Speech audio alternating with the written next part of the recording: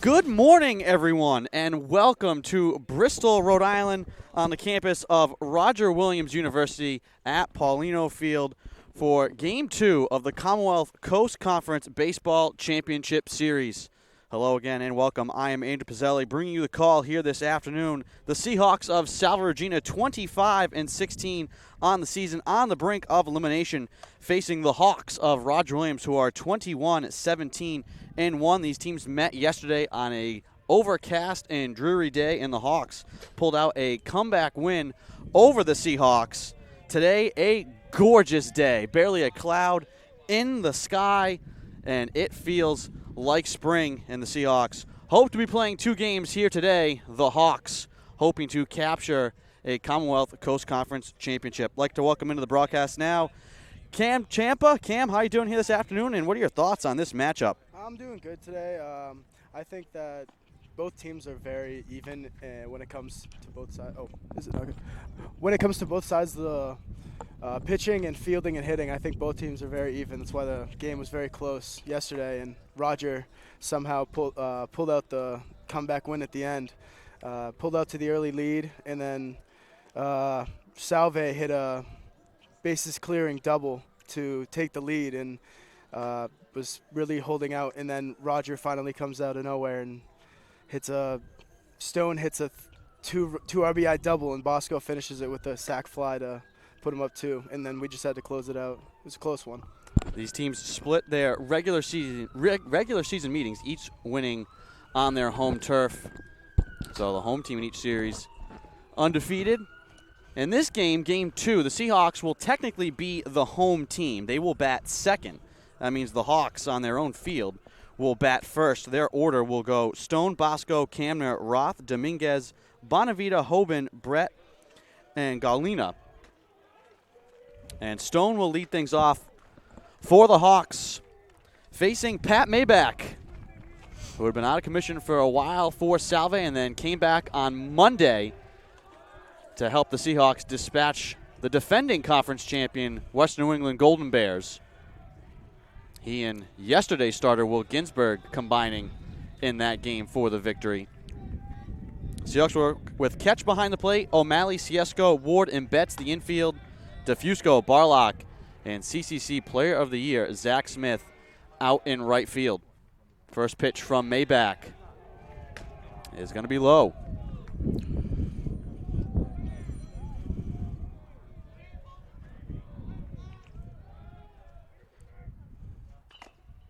This one fouled off by Stone. 1-1 the count.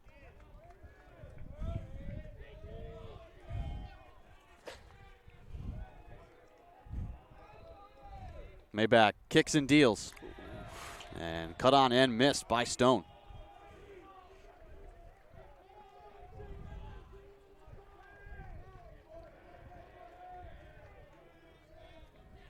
One-two count. Maybach delivers. This one drifting foul. O'Malley looking to get to it, cannot. The wind kind of tied that one up out of his reach. Count will stay 1-2.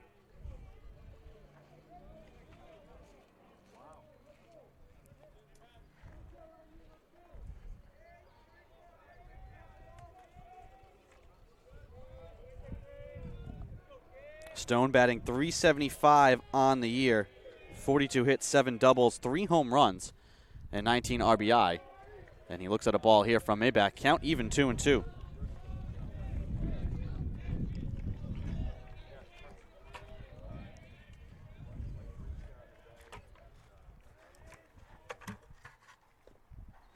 That one will skip away.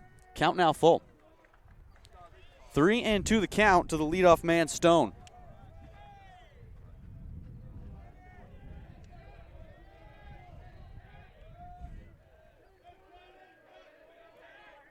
Maybach winds and delivers. Swing and a miss. First strikeout for Pat Maybach.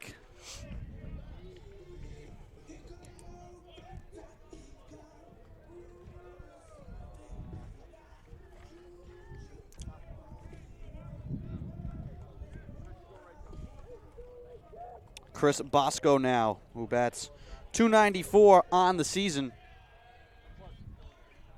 The righty will dig in. Maybach delivers. 4 strike.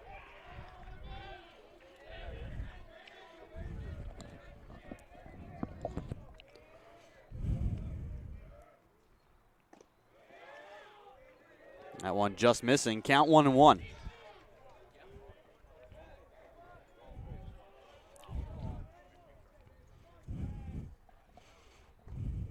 That pitch too low. Count 2-1.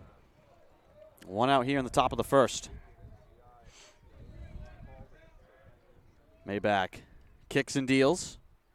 This one squibbed in front to Dylan Ketch. He tosses on to O'Malley, and there's 2 away.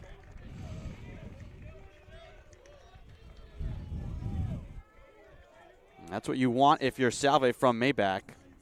Quick outs. Went full count against Stone. Now the number 3 hitter, Camner. Playing center field here today.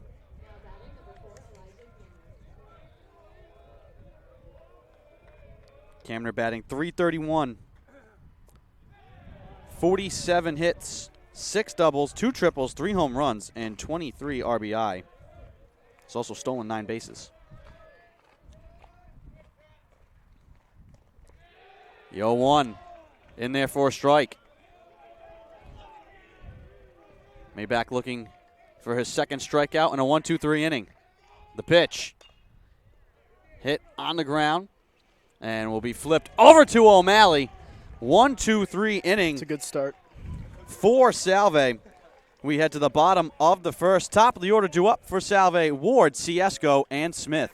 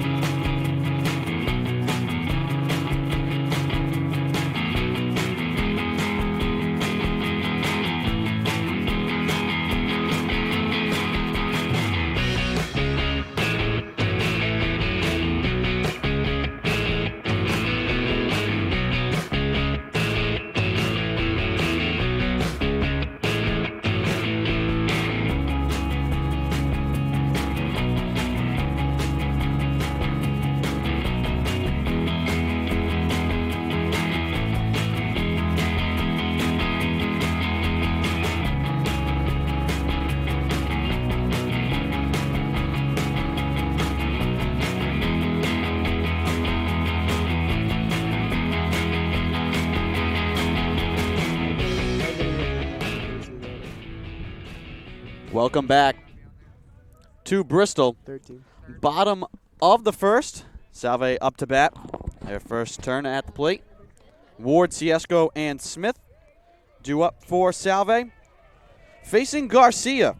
And Cam, you said Garcia, lefty, who has a nasty curveball, but kind of similar to Pat Maybach, 2 lefty pitchers who have missed a lot of this season. Yeah, he was hurt for a majority of the season, came back, only pitched in 6 games, 39 strikeouts, and made the all-third team. It's a good year off of a very short amount of time. And what kind of stuff can we expect from Garcia? A fast fastball, like around 93. And you'll see a really good curveball. That fastball gets away up high. Count will be 2-0. To Madden Ward. Leadoff man for Salve. Garcia kicks and delivers.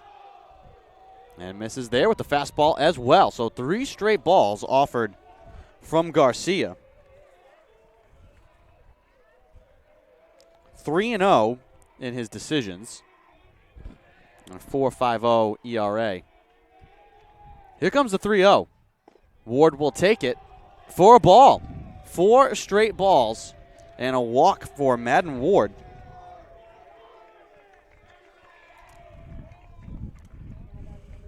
The Seahawks want to get off to a hotter start than they did yesterday. Took them a while to get their bats going.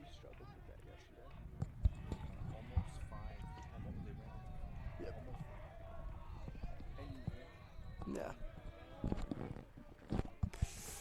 Anthony Ciesco now at the plate.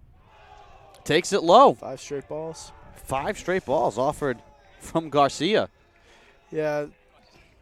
Last week against Endicott, Garcia pitched. I don't even know if he made it through the 2nd inning. He had a rough one last week. Hopefully, he picks it up and gives it a good one and have a solid overall game today. Was that in game 1 or game 2? Game 2. Game of the 2. Endicott That game. was a wild game. Yeah, it was. 12 innings. Crazy.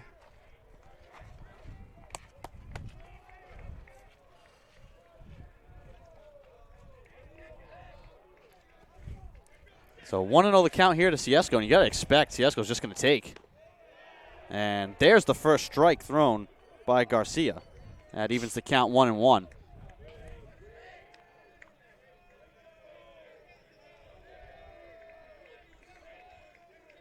Madden Ward at first. Pitch from Garcia. Too far inside. Count 2-1.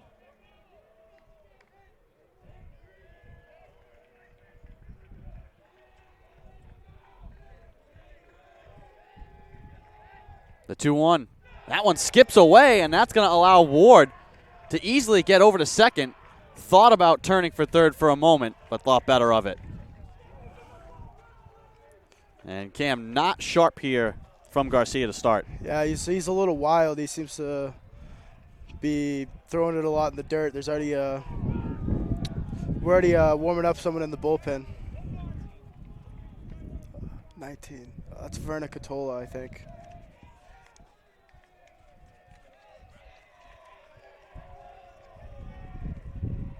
3-1 the count here to Ciesco, and he takes for a ball.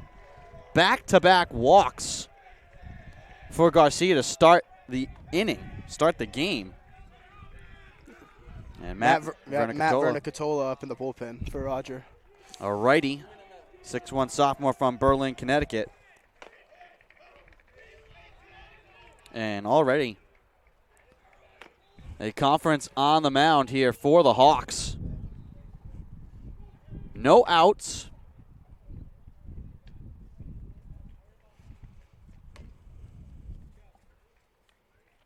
And just buying some time for Vernicatola to warm up. Garcia, a junior.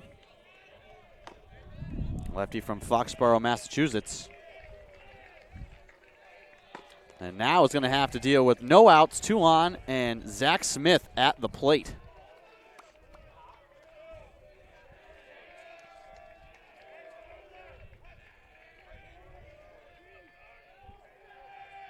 Pitch up high.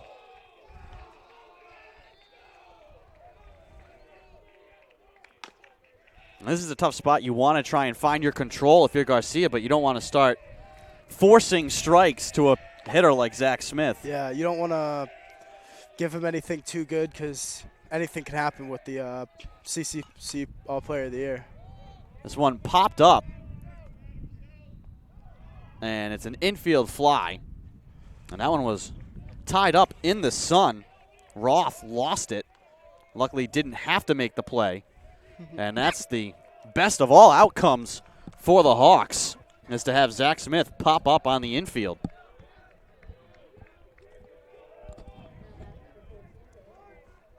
That brings up Dylan Ketch, a junior who also made the all-conference squad. His first year behind the plate, he had spent his first 2 seasons in the outfield. Had a superb season behind the dish. And he takes the ball. Haven't seen much of that curveball yet. It's been mostly fastballs. He's trying to get it under control.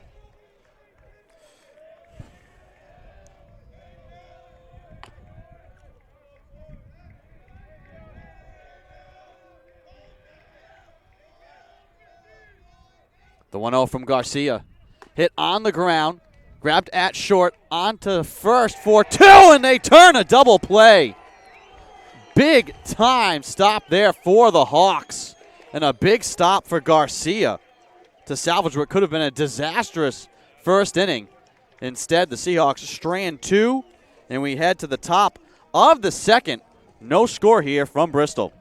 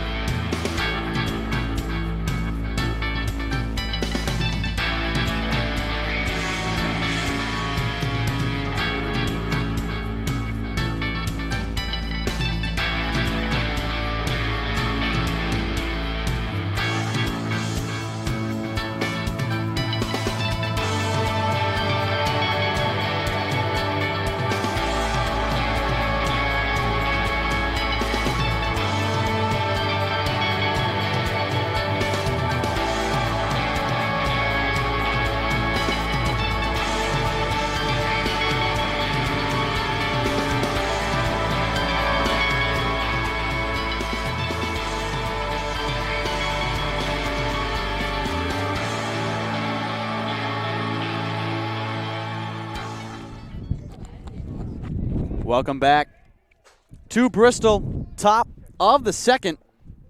No score. The Hawks just got out of a big-time jam, turning a double play. Seahawks had 2 on with no out. Got a pop-up from Zach Smith. And Roth starts off this inning with a single to left field.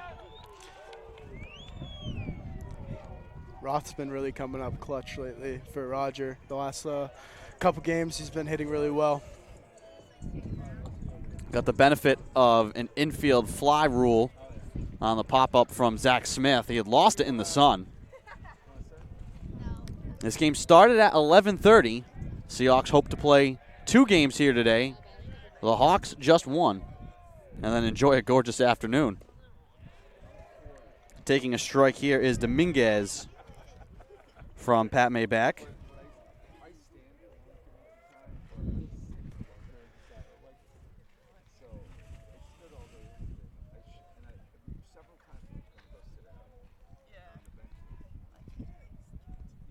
The 0-1 down in the dirt.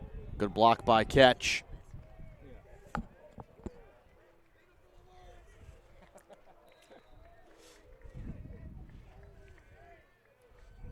Count 1-1 with 1 on. They're going to check on Roth. Ooh. And they didn't get him. Oof, that was close.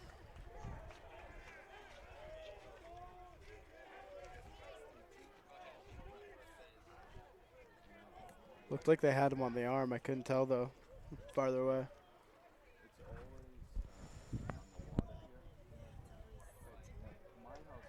Obviously a lot easier for the lefty on the mound to quickly get that ball over there.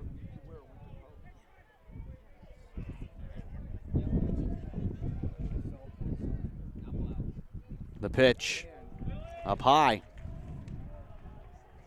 Count 2-1.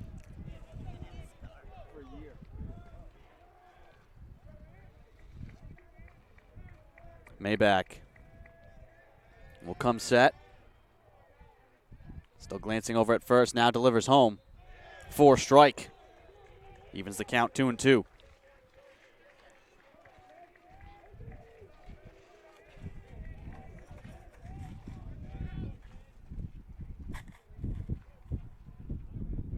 They're going to check on Roth again, make him dance back to the bag, safe. Something to watch today is Roger Williams on the base paths. They got strung up 4 times yesterday. 2 stealing and 2 just taking chances where there wasn't one to take.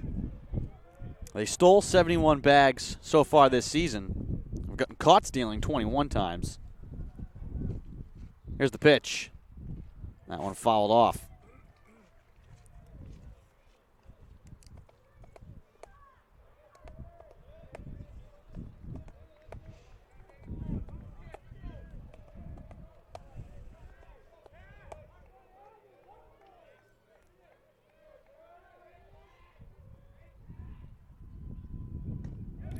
Check swing, that one up high.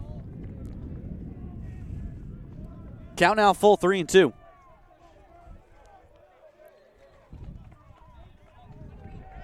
With the second baseman Roth taking his lead again at first.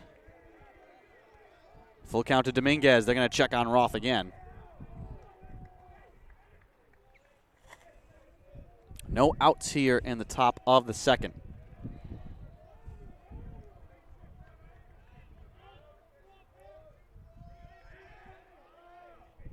Pat Maybach kicks and delivers.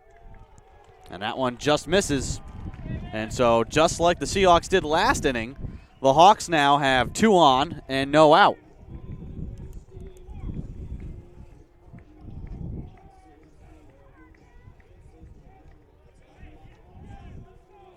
And now the designated hitter.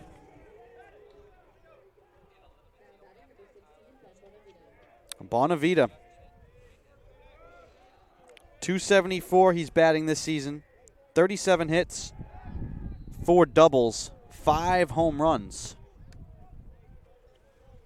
And Cam, you said that he put one over the dorm here in right field. Yeah, he put one over the fence, and the ball went indented in the ground. It was hit so hard and fast. It got out so quick. He likes to hit it opposite field. That's what his swing looks like. It looks like he aims for it sometimes. 2 on, no out. 0-1 the count here.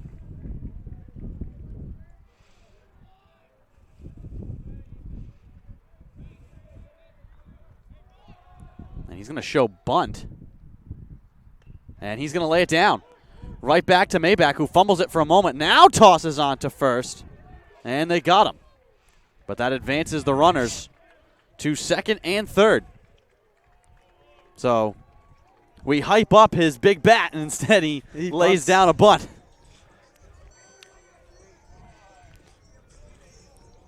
But he does the job and moves both runners into scoring position now for the shortstop, Hoban.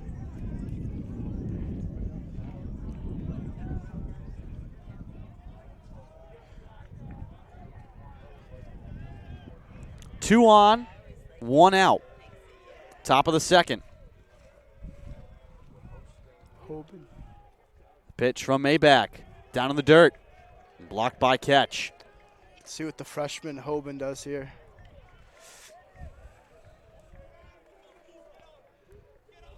Hoban batting .307 on the year. 39 hits. 6 doubles and a triple. Has scored 14 runs.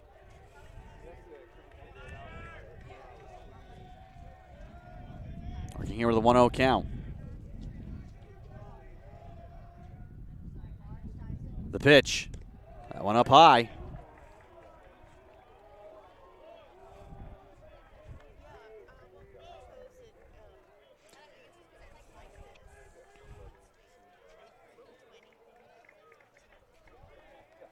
Two and 0 the count.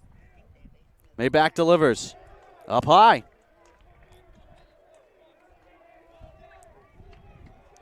Both pitchers struggling to find their accuracy with that fastball.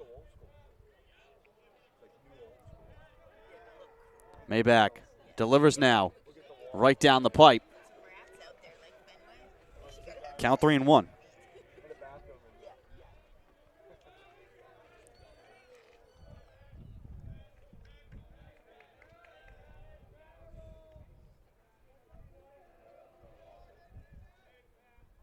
The 3-1 from Maybach.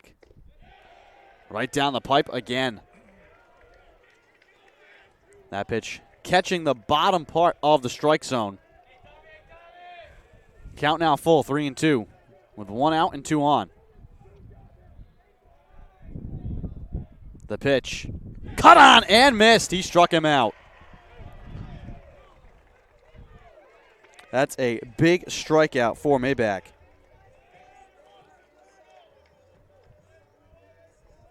His second of the game. And now the first baseman, Brett.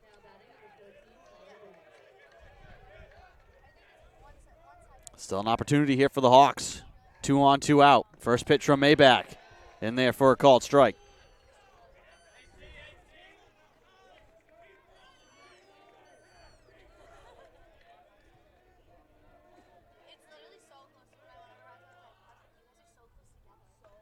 Fouled off. And Brett behind in the count, 0-2.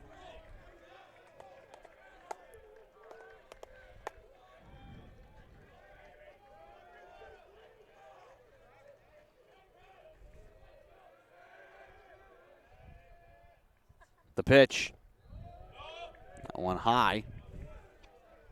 Count 1-2. This game 2 of the Commonwealth Coast Conference Baseball Championship Series. The Hawks victorious yesterday. Seahawks trying to force a deciding third game. The pitch. Right down the middle. Strike 3 called.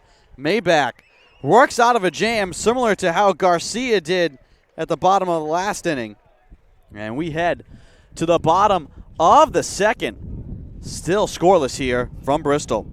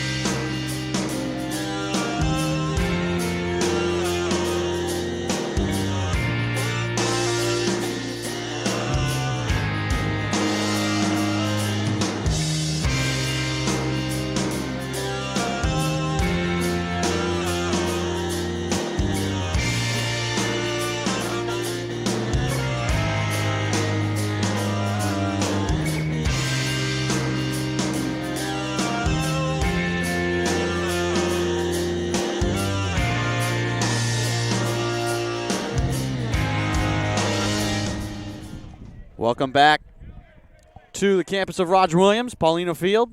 Scoreless here in the bottom of the second. Dana Pizzelli alongside Cam Champa. I'd like to welcome into the broadcast now Brian Lynch. Brian, how are we doing this afternoon? Great, Andrew. Is it Thank afternoon you yet? I very think much. it's. I actually no. Yeah. Wait, one more minute, it'll be afternoon. Mike DeFusco steps in for the 1-on-1 count. Bones is in left field today. Beautiful day here in Bristol. Absolutely gorgeous. This is what we've been waiting for 3 months. Takes that one for a strike. You ready to play 2 today, Cam? Yeah, you're ready. Yeah, of course. I'm great. always ready. Garcia struggled a bit in the first. Yeah. Puts this one in the air, does DeFusco. Roth under it, makes the grab. Sun is tough, huh? The sun. Infield is looking Straight right up. at it. There's a little bit of a twirling breeze. We're so close to the water here in a little bit of a bay. So both pitchers have had some runners on, and both pitchers have gotten out of it. Both teams seem to be settling in at this point. Sean O'Malley steps up. Cam, I think O'Malley, I think we can say that he likes to hit at Roger Williams. Oh yeah, he does. He a couple weeks ago he hit a home run, almost hit the New Reds building. That's got to be 425. That's a decent amount, yeah. 400 feet away. Yeah. His first home run as a collegiate. Yesterday he hit a shot down the right field line for a double. It was a big hit too. Yeah. Great game yesterday. Yesterday's game, there would be a play like, oh, that's the play that's going to win. Right. And then 5 minutes later, there's, oh, no, wait, never mind. That's the play. Exactly, Andrew. I Both agree. teams refusing to yield. Terrific baseball game yesterday. You know, O'Malley now ahead 3-0. and we've proven in the Commonwealth Coast Conference Baseball Championship, it really doesn't matter when you go up 1-0 or down 1-0. Oh, no. You're right. Saw that's happened with Salve last year. No doubt about it. Oh. No doubt about it. It happened to Salve, what, Andrew, 2 years ago?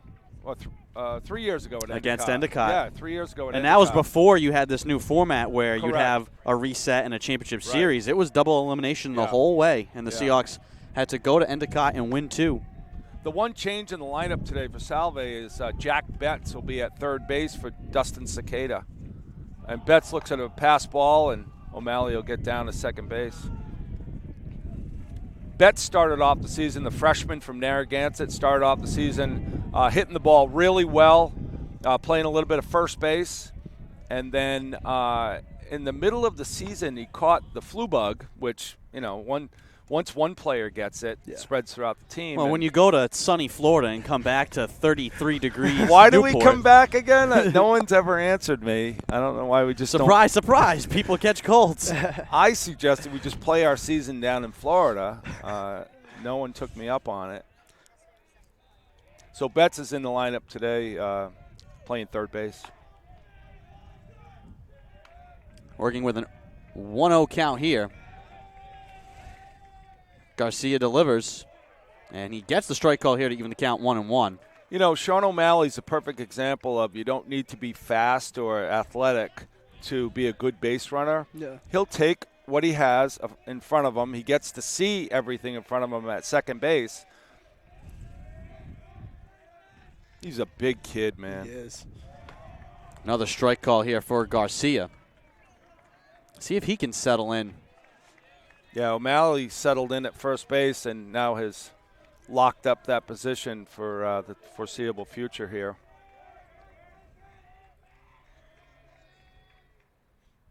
Cut on and missed by Betts. That was a terrific pitch. There's that fastball. Inside. Yeah. It looked like inside, Cam. So 2 outs now. So bring up the junior from Cheshire, Connecticut, Zach Barlok. Barlok had a terrific double in the right center field gap yesterday for a double and scored a run. He is lightning fast. Shout out to his parents, Jane and Scott, and Zach's sister, Sarah. They're down at High Point University for graduation. I know that Jane and Scott Barlok did not want to go to Sarah's graduation. They would rather be here. But they had to go. Sarah made them go. It was not a good decision by the Barlok family, if I might say. Priorities are upside down. But they're there, which means they can listen to us. Exactly. You're exactly right. I never thought of that. And you know that the Barloks have the headphones in at graduation listening to the telecast. Barlok behind now 1-2 with 2 outs. O'Malley at second. This game's still scoreless here in the bottom of the second.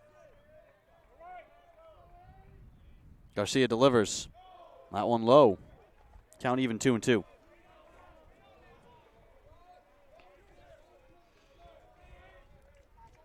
Barlock's been working with hitting coach Don Perry all season, and it's paid off. Try to use his speed. 2-2 count. Garcia delivers. That one skips away, and O'Malley is going to easily be able to take third. And most definitely in scoring position now. Cam, you don't see a lot of pass balls with Chris Bosco. I think I don't know if it's more. Yeah. Some of it might be Garcia's wild pitch. I don't know. Yeah. Because Bosco. You don't- Yeah. Yeah, and what I meant by that is you don't see a lot of balls past Chris Bosco. Yeah. That's definitely a wild pitch, Yeah. but Chris is an outstanding catcher. That's why Always he's- great to compete against Roger Williams and led by Chris Bosco. Cut on and miss by Barlok on a full count pitch. And that strands O'Malley at third. And we are still scoreless here at Paolino Field. We head to the top of the third in the Commonwealth Coast Conference Championship Series.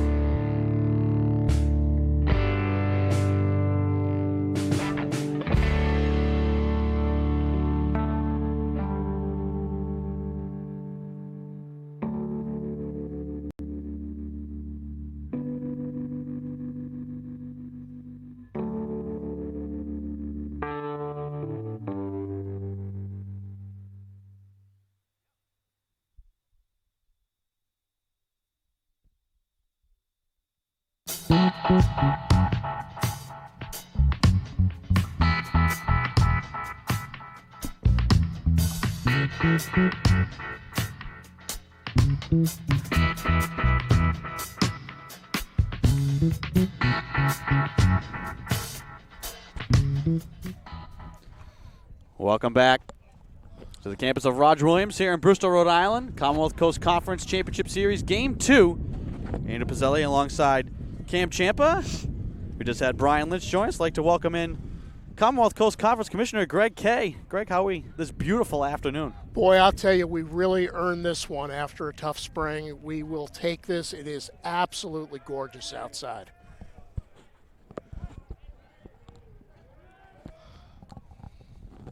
First pitch from Maybach is in there for a called strike.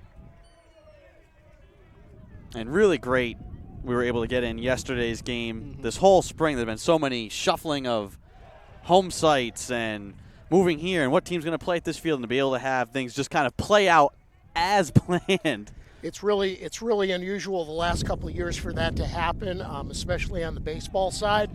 But we were able to get it done this year, and we're going to end on a high note. Ketch fires onto O'Malley for the first out.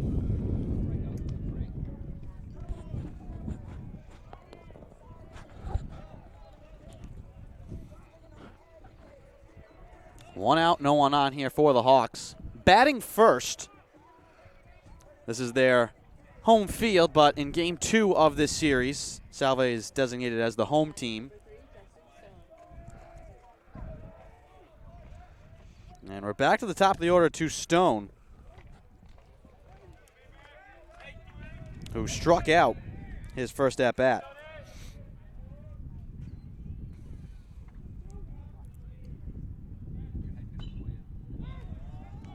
Popped up, O'Malley lost it in the sun. Ciesco calls him off, and he makes the grab.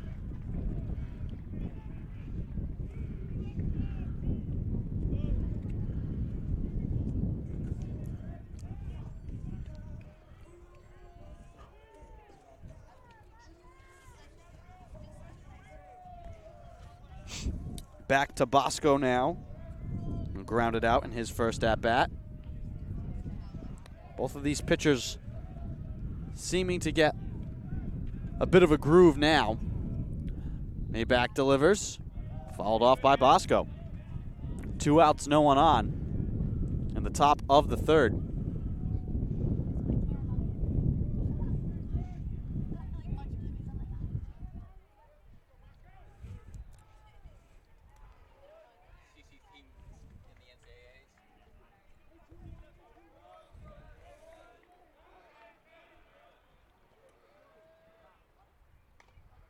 This one fouled off as well. Count 0-2.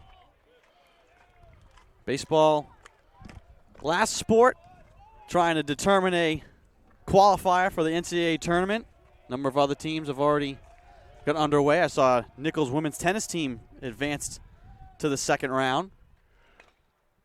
So an on the ground to Betts, and he tosses it wide of O'Malley. So an error there. And then frantically the ball finally gets back to the infield. And that could be a costly mistake.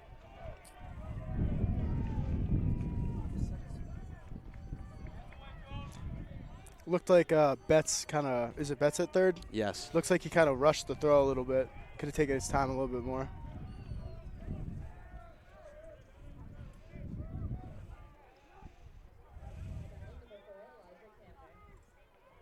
Now Cameron will bat with the inning extended.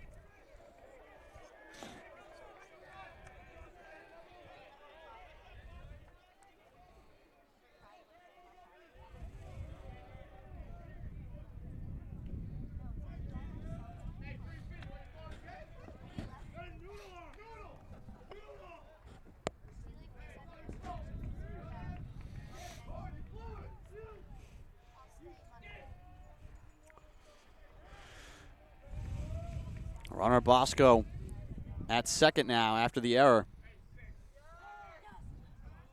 Maybach delivers a pitch after Cameron had called for time very late. Good job there by Maybach to still deliver the pitch.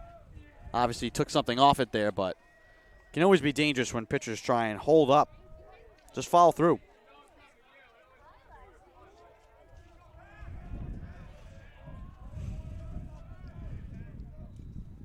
Ooh. That one looked like he offered it that, and they will give the strike.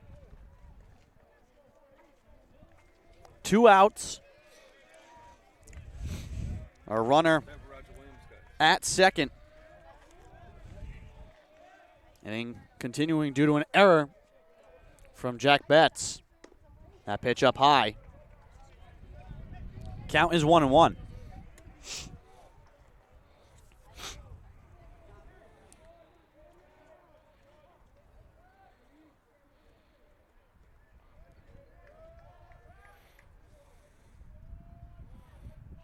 The pitch. Breaking ball in there for a called strike.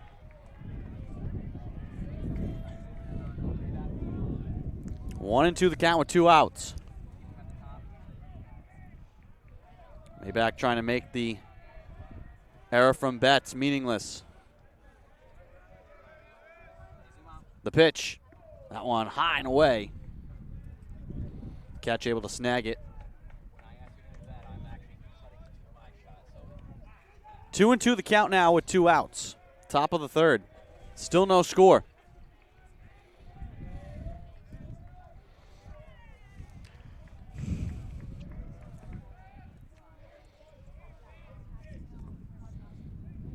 Maybach delivers. That one just nub foul. Getting a piece of it. It's Camner. Count will stay 2 and 2.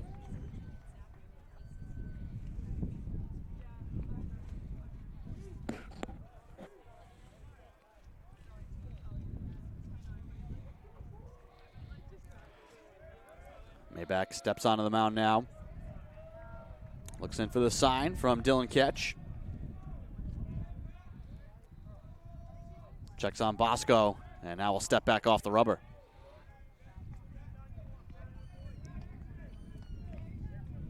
Ciesco kind of shaded near second base.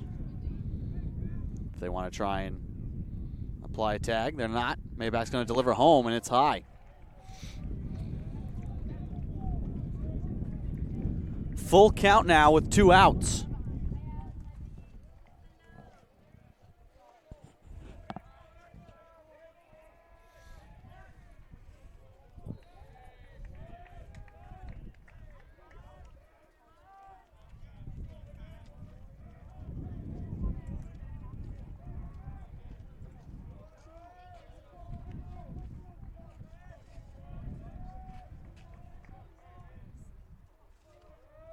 Full count, 2 outs, 1 on for the Hawks. Maybach kicks and delivers again, and time called for late. This could be a big play right here. Eli Kamner's been one of their more consistent hitters all season. Maybe he comes up big and scores Bosco right here. Try and get the first run in of the game. Seahawks have been trying to keep Bosco near second base. Not give him too much of a head start.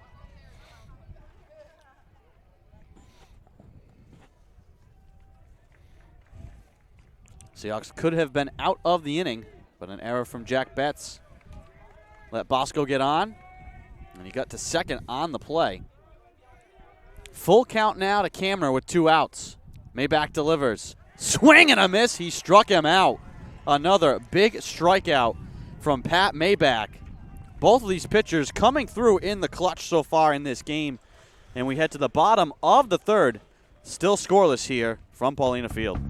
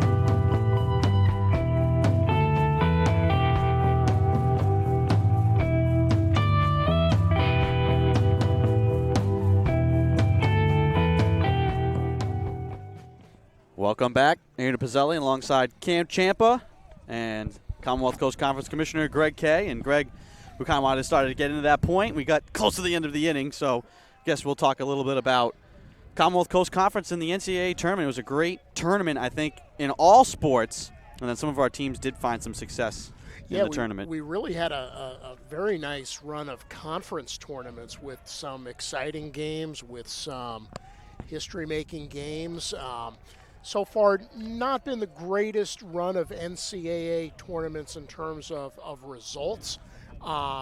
We picked up a win in the first round on the women's tennis side, with Nichols picking up a victory yesterday in the first round.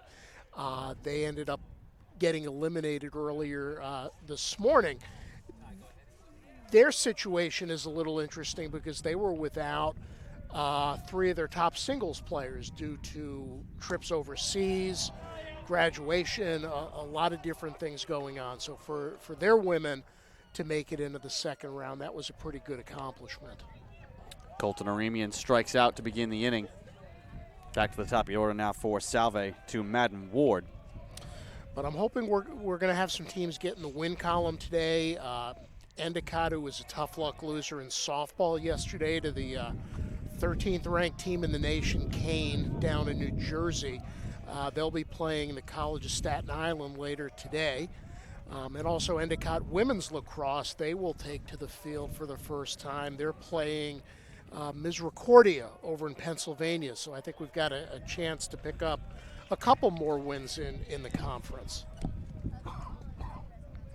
And waiting for one of these two teams to get the AQ.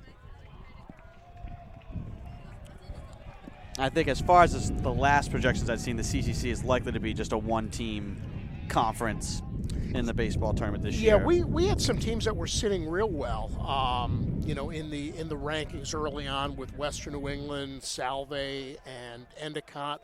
And then as teams started beating each other up a little bit, you kind of slide down the rankings. What makes it tough is when you have upsets in some of the other conference tournaments, it makes it that much harder to get in. Yep. So these two teams, in essence, controlling their own destiny. A walk here for Madden Ward. That's 2 for him. So statistically, he has not taken an at-bat yet. On the baseball side, one thing to watch for this year, it'll be the first year that the baseball tournament will include the super regional phase. So essentially everybody's going to play in a 4-team regional. You might see some different host sites as a result of the smaller fields. And then the following weekend you move on to play a best 2 out of 3, which is a good reason that we now do that in the conference tournament. Gets you ready for that, that super regional phase if you're so fortunate. Runner goes, and this is fouled off by Ciesco. The other postseason team in the conference, men's lacrosse, Western New England, they drew a tough matchup in the first round, playing the second round, playing the defending national champs at Wesleyan, and they stuck with them for the better part of that game, coming up short by 3. So even though a loss, that's a tremendous, tremendous effort that helps the reputation of our conference, without a doubt. Second strikeout of the inning now for Garcia. He gets Ciesco to fan. And there's 2 down with 1 on. And here's Zach Smith. And he takes a strike. There was danger in the first inning. Looked like Garcia had struggled with his control. The Hawks, or it looked like they were moving to the bullpen. Here goes Madden Ward. The throw down to second is going to hop out of the glove of Roth. So Ward will take the stolen bag and be in scoring position now for the Seahawks. 1-1 the count.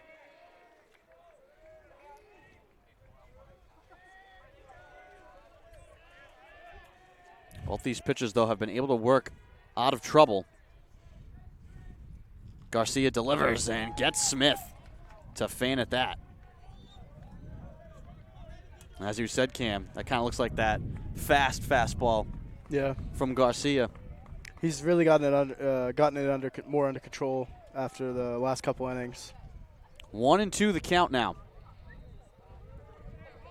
2 outs. Garcia delivers. Fanned on again by Smith. 3 strikeouts in the inning for Garcia. He's fired up. Breaking news, he's in a groove. Yep. We head to the top of the 4th, still scoreless here from Bristol.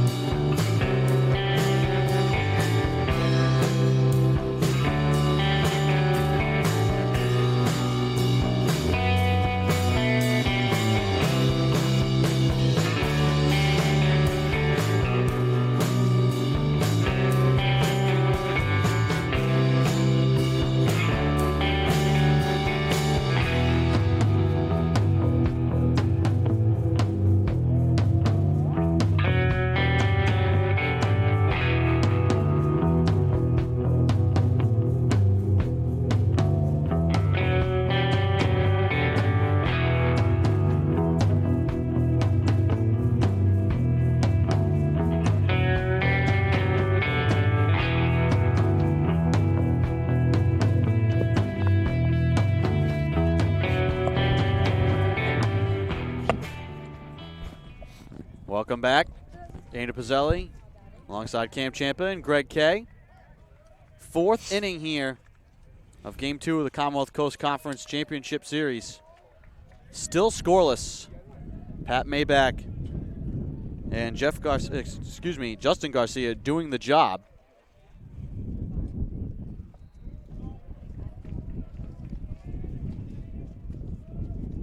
A pitcher's duel so far.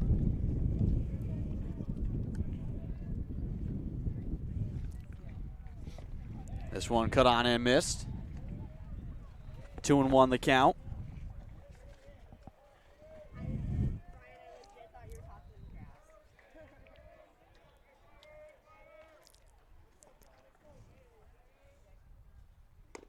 That one down the pipe. 2-2 the count now. To Danny Roth. Maybach delivers. That one just barely fouled off. Chop to the backstop. Count will stay 2-2.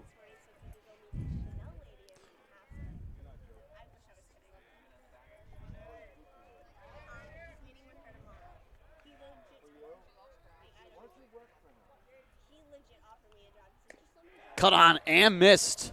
Another strikeout for Maybach. And the first out of the top of the 4th. This is the Seahawks' 4th straight appearance in the Commonwealth Coast Conference Championship Series. Trying to make it 3 championships in 4 years. They won in 2016 and 17. Lost last year to Western New England. And then dispatched the Golden Bears earlier this week. And now on the brink of elimination here against the Hawks.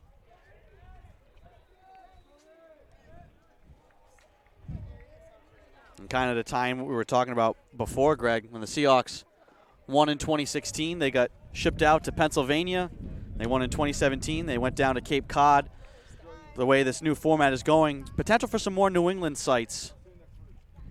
Absolutely. With the 4-team regional setup, it gives a lot of institutions the opportunity to host games on their campus. When you have an 8-team regional, you've got to worry about hotel space, locker room space.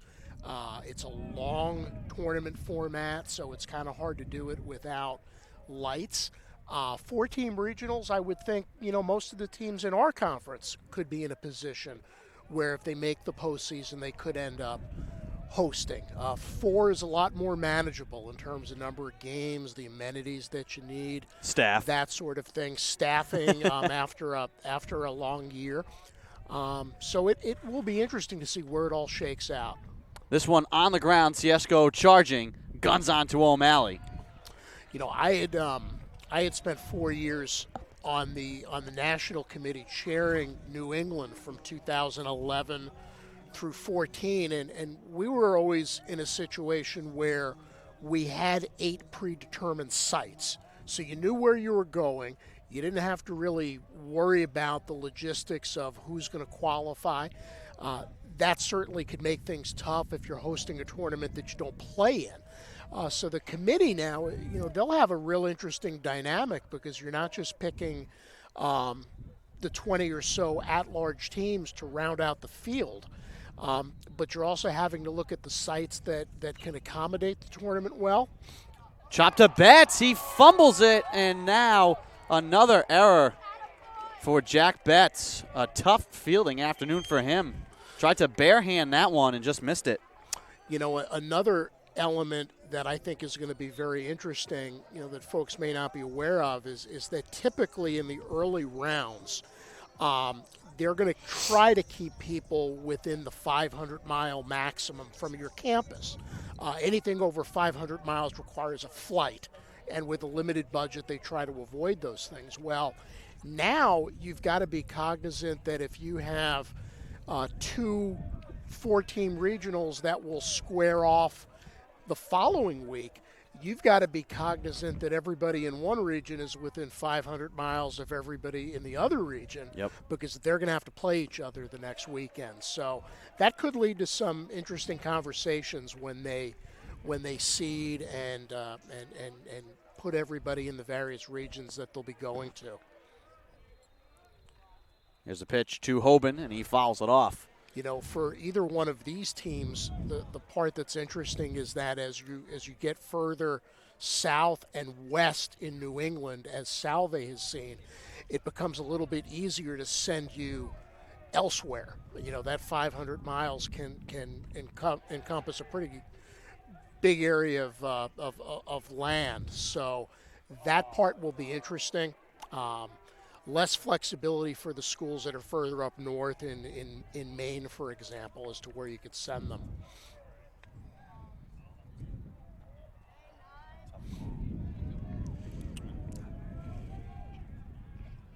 One and two the count here. Excuse me, 2-2 the count here with 2 outs.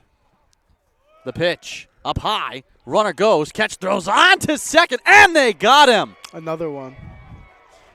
Roger Williams has struggled trying to steal bases the last 2 days. It's the 5th time they've been thrown out. So Ketch guns down the man at second. That ends the inning. Again, the Seahawks don't let an error come back to bite them. And we head to the bottom of the 4th. Still scoreless here between Salve Regina and Roger Williams.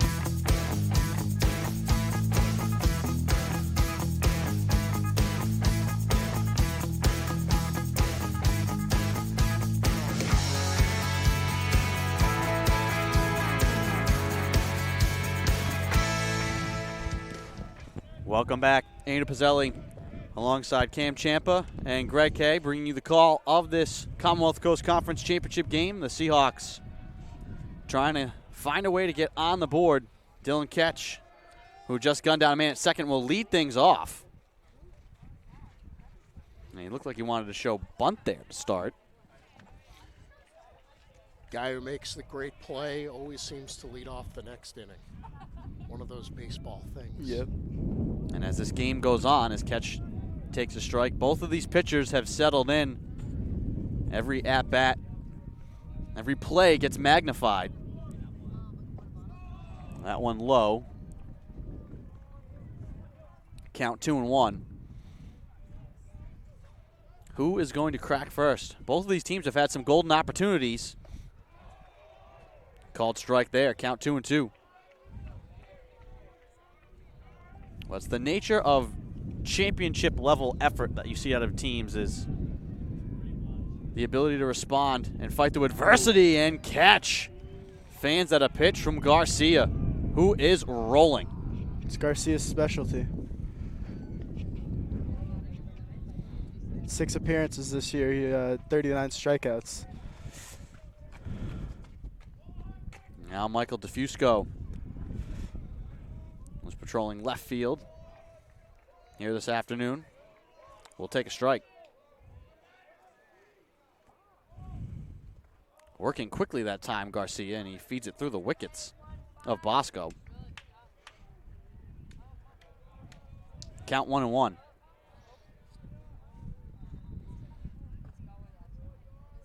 Fouled off by DeFusco. Count 1-2 with 1 out.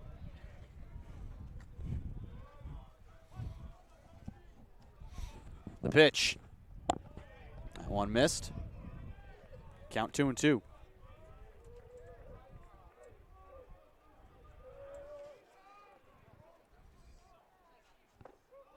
One inside.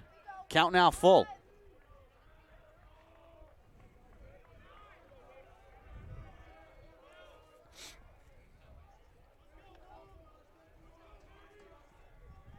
Garcia delivers. Fouled off again by DeFusco.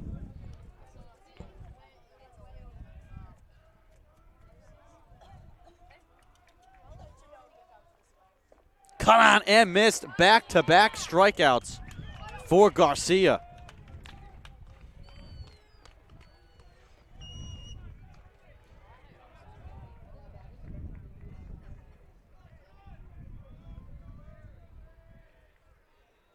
Garcia trying to make this a 1-2-3 inning. Delivers now to O'Malley. Ooh, that one just missed. That looked like a good pitch. Seems like the ump's calling a tight strike zone, like yesterday. That one misses as well. Count 2-0.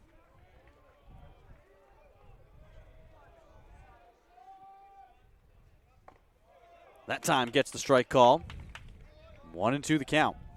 Excuse me, 2-1 the count.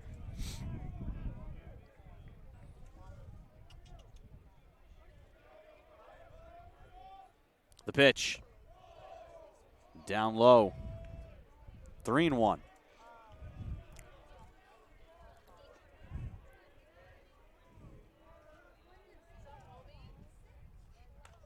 O'Malley fouls this one off. Full count again. 3-2 the count with 2 outs, no one on for the Seahawks.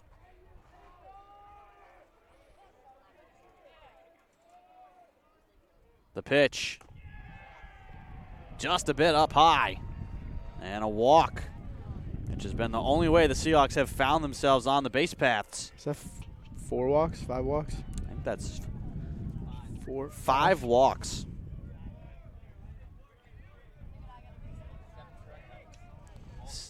Wow. 7 swinging strikes for Garcia. And now Hunter Parker is going to pinch hit here for Jack Betts, who had some struggles at third. 2 errors that didn't cost the Seahawks anything, except a couple of more pitches on Pat Maybach's arm. Parker here takes low.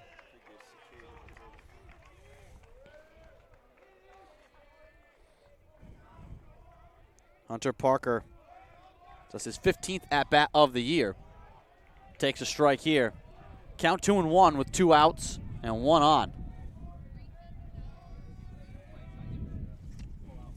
Parker, the junior from Marion, Mass.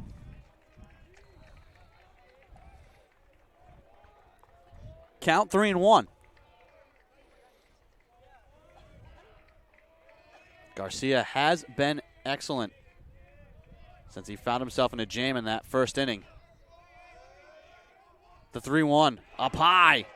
Back-to-back walks. Yeah, he's got a small strike zone.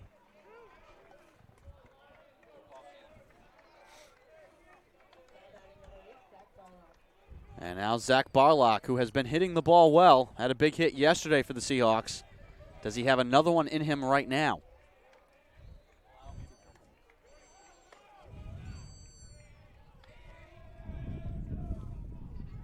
Barlok went for it, and O'Malley was leaning, looking to head towards third. He gets gunned down. Bosco with the arm. Bosco gunning down O'Malley, and the Seahawks run into an out, looking to go for a little hit and run there. Instead, they squander the opportunity, and we stay scoreless and head to the 5th inning in the Commonwealth Coast Conference Championship Series.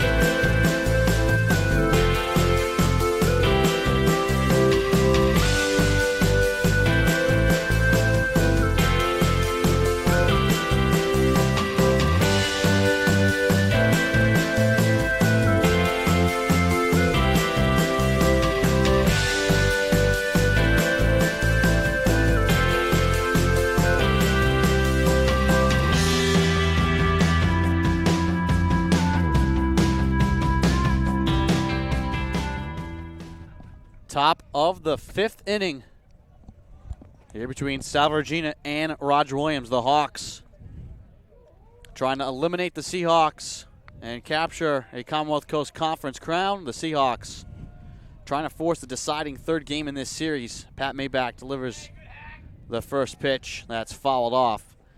Dustin Cicada has now come in at 3rd base. Jack Betts had 2 errors there at 3rd. He got pinch hit for, and now Cicada takes over defensively for him at 3rd.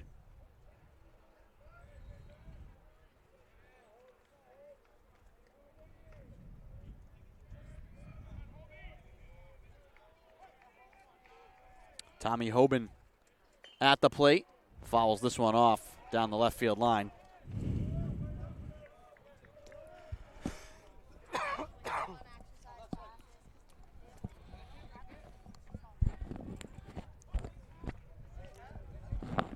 Good toss from Andrew DeClement from the bullpen, getting that one back into the dugout.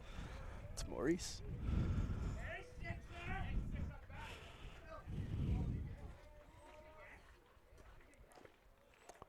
Ooh. Maybach doesn't get the call there. Count 2-2 to Hoban.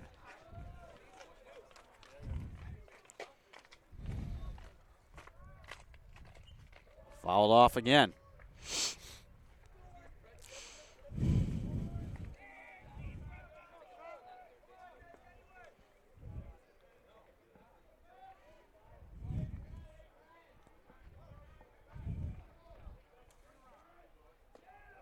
Breaking ball misses up high. Count full, 3-2.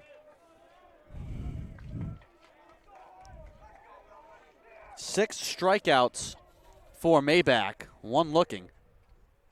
The pitch. Ooh. Just misses. His 2nd walk of the afternoon.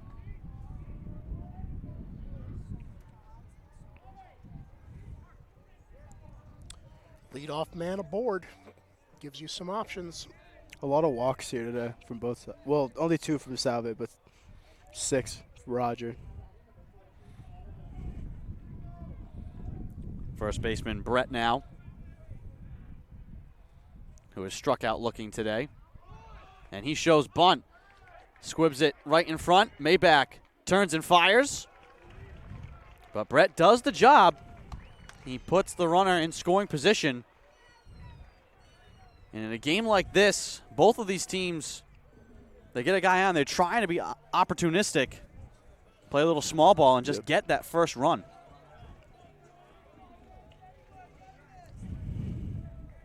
Because it does not seem like either of these teams is going to be able to string together hits against both of these pitchers. Yeah, it's really turned into a pitcher game. Pitcher versus pitcher, whoever's going to let up first.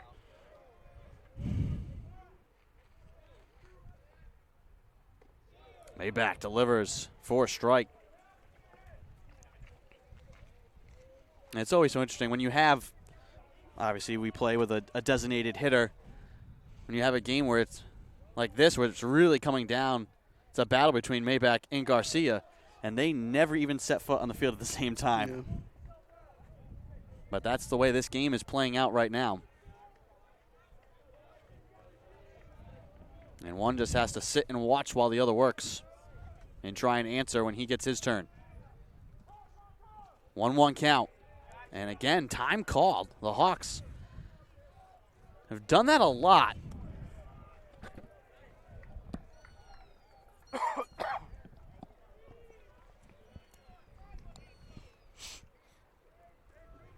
One on, one out.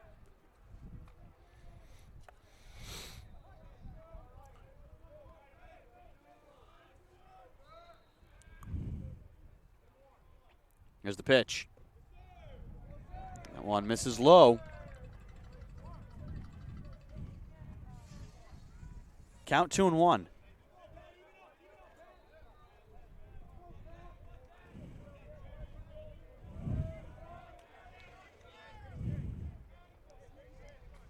Golino has struck out as well. Here's the pitch. Cut on and missed. 2-2 count now with one out.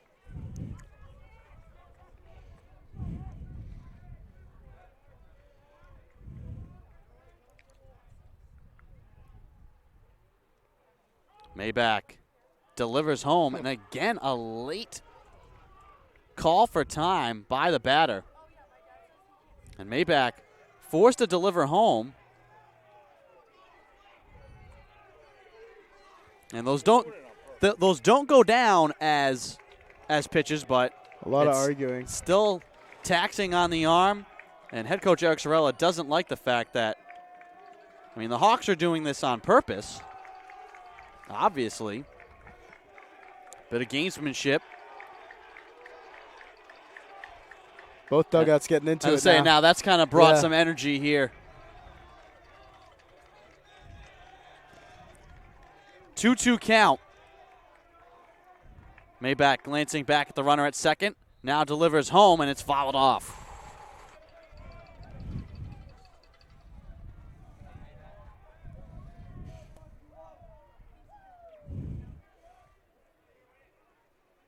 And, Greg, as far as I know, there's really nothing an official can do there other than, say, to not grant the time. There's no limit to the number of times a player could ask for it that I'm aware of. Absolutely. Ooh. You try to limit it as much as you can, provided on when he's asking for time. But he certainly is not obliged to grant timeout. Oh, Golino Yep. stares at a pitch and takes it from Maybach. 2 outs. And both of these teams, things getting a little chippy now. We're starting to move into the later stages of this game. Kind of expected, especially between these two teams. Interstate rivals. Both of these campuses just 15 miles apart, if that. Ooh. And Maybach drills the man Stone. Bosco's up. And that puts Bosco up at the plate with 2 on and 2 out. Wow.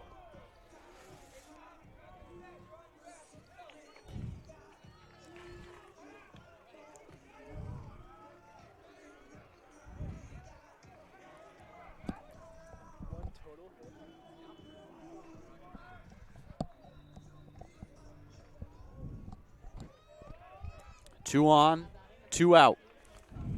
Bosco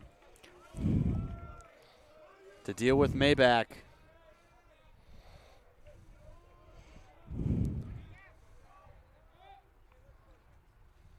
Swings at the first pitch and fouls it off. Who will crack first?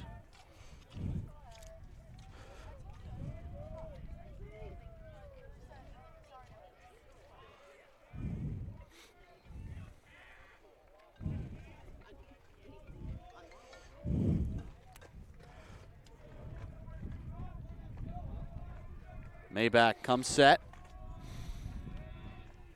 Glances back at the runner at second. Now delivers home on the 0-1. Breaking ball in there for a strike.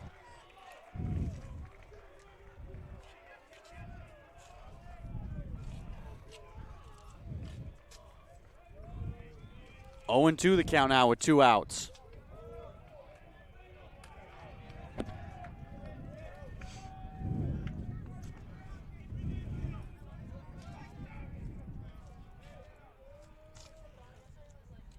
The pitch up high.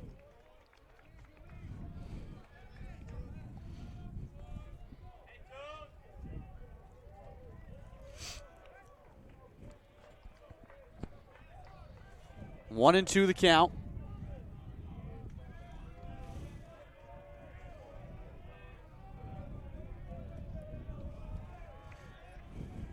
Maybach surveys the runners. Now kicks and deals. That one's low.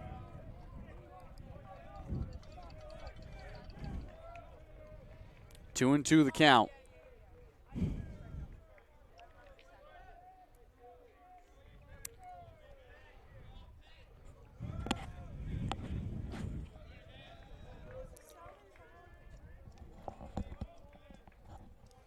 Think Bosco calls for time here?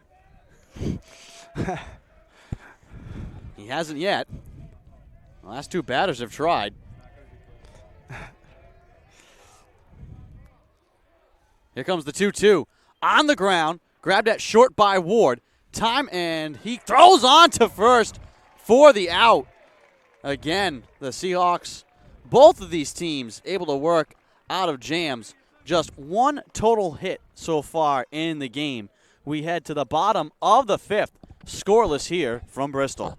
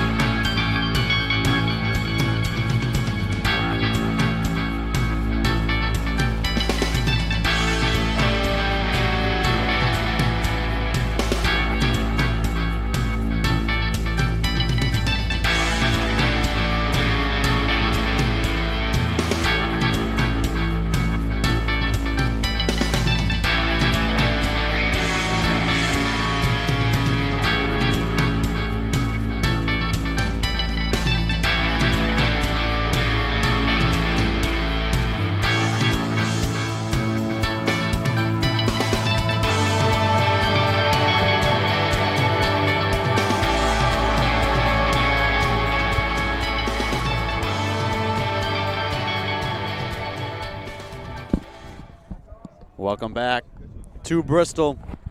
Game 2 of the Commonwealth Coast Conference Championship Series.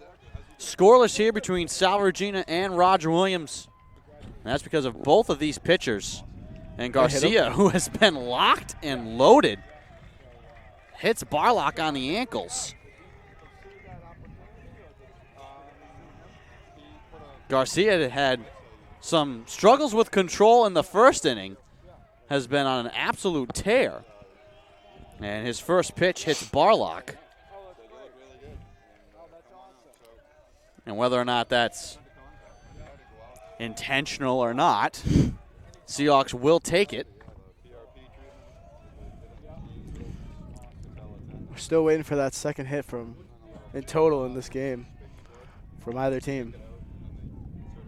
Only hit of the game belonging to the Hawks. Garcia now dealing with Aremian.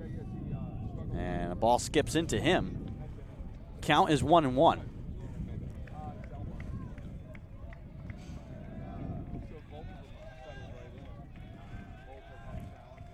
The pitch. That one skips as well. So Garcia a little wild here to begin the bottom of the 5th. Couple good blocks by Bosco to save wild pitches.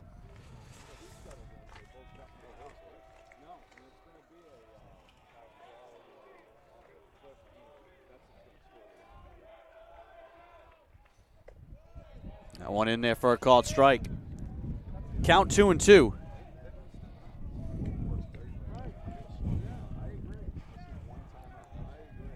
Barlok taking a short lead at first. Garcia delivers home.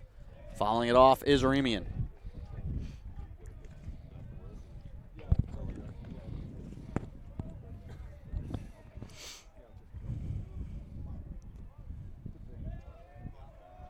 The pitch. Down low. Count now full. 3-2 with no outs and one on. Now the Seahawks dugout comes alive a little bit. The pitch. Runner goes. Here's the throw from Bosco. And he's safe. Oh, it's ball 4. And it was ball 4. Another walk from Garcia.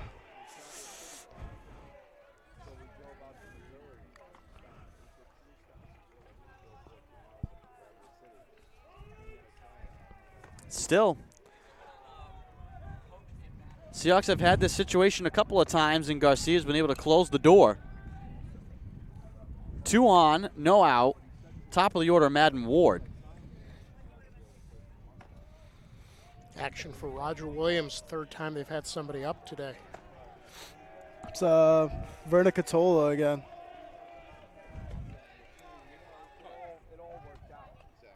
Showing bunt was Ward, and it squibs off the end of his bat. Foul. Same situation Garcia had in the first inning. This time it was a hit by pitch and a walk. First inning it was 2 walks. Start off the inning. And then you got Zach Smith to pop up on the infield. And they got the remaining 2 outs from there. Garcia kicks and deals, and it skips in. Again, Bosco, a good job to block that and keep it in front of him, keeping the runners at first and second.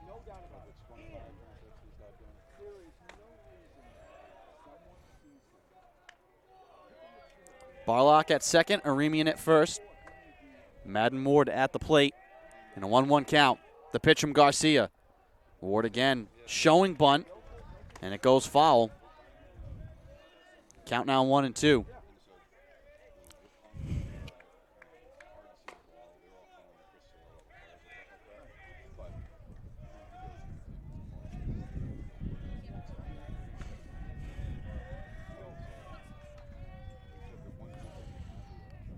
The pitch.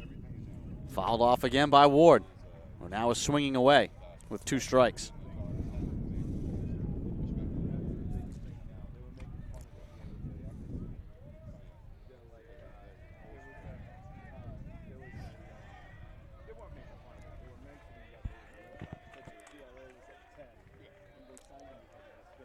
Two on, no out. Garcia surveys the field, delivers home, fouled off again by Ward.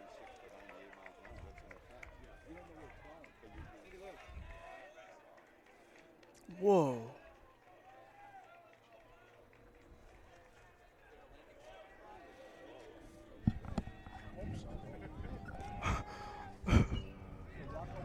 Madden Ward fouls it off in the direction of a low-flying aircraft that just passed the field. That distracted us all for a moment. I know there's a lot of open space, but this is not a landing strip. That ball is low. Count now full, 3-2.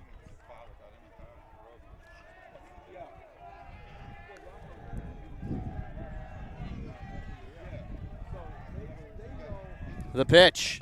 Fouled off again by Ward. A battle of an at-bat here from Madden Ward. Doing a nice job staying alive, waiting for his pitch.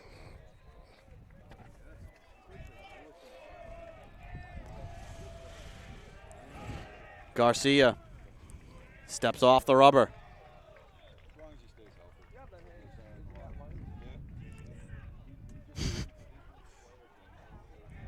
Two on, no out. The pitch to Madden Ward. Fouls it off again.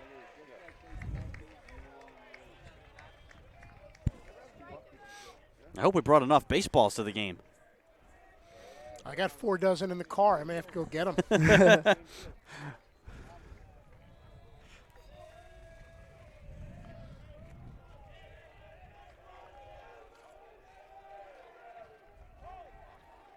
The pitch. Taken for a ball. And now the count is full. 3-2. Already this has been an amazing at-bat from Madden Ward. Following off a number of pitches. Ooh. And he fans at that one. A monster strikeout for Garcia. A yeoman-like at-bat from Madden Ward, but it ends with a strikeout of a nasty-looking pitch from Garcia.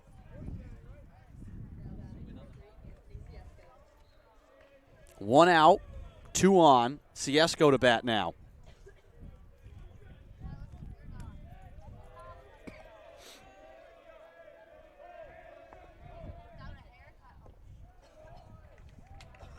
Strike 1.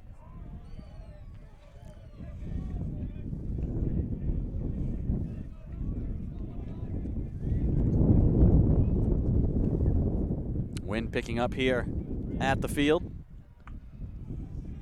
Blowing out towards the first base side.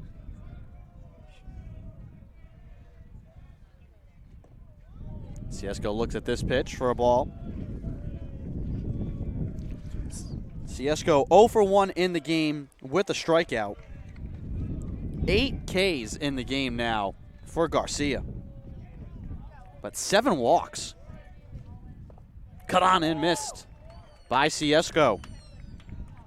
A couple more planes high up in the air, leaving some very impressive contrails. Only clouds in the sky, pretty much.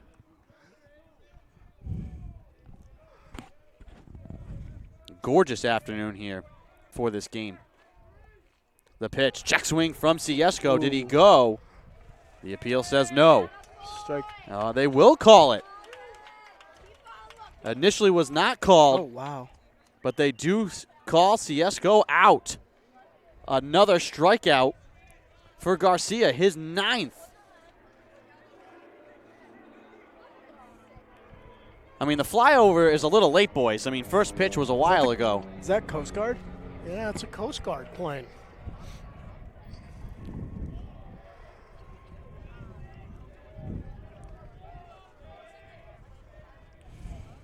They went by behind the field. This time they wanted to get a really good view of the action. That plane, though, is still within striking distance for Zach Smith, who's at the plate now. 2 outs, 2 on, 2-0 count to Smith. Seahawks, both of these teams waiting for that big hit. Count 3-0, though. That's been the one issue here for Garcia is the walks. And in danger here of loading the bases.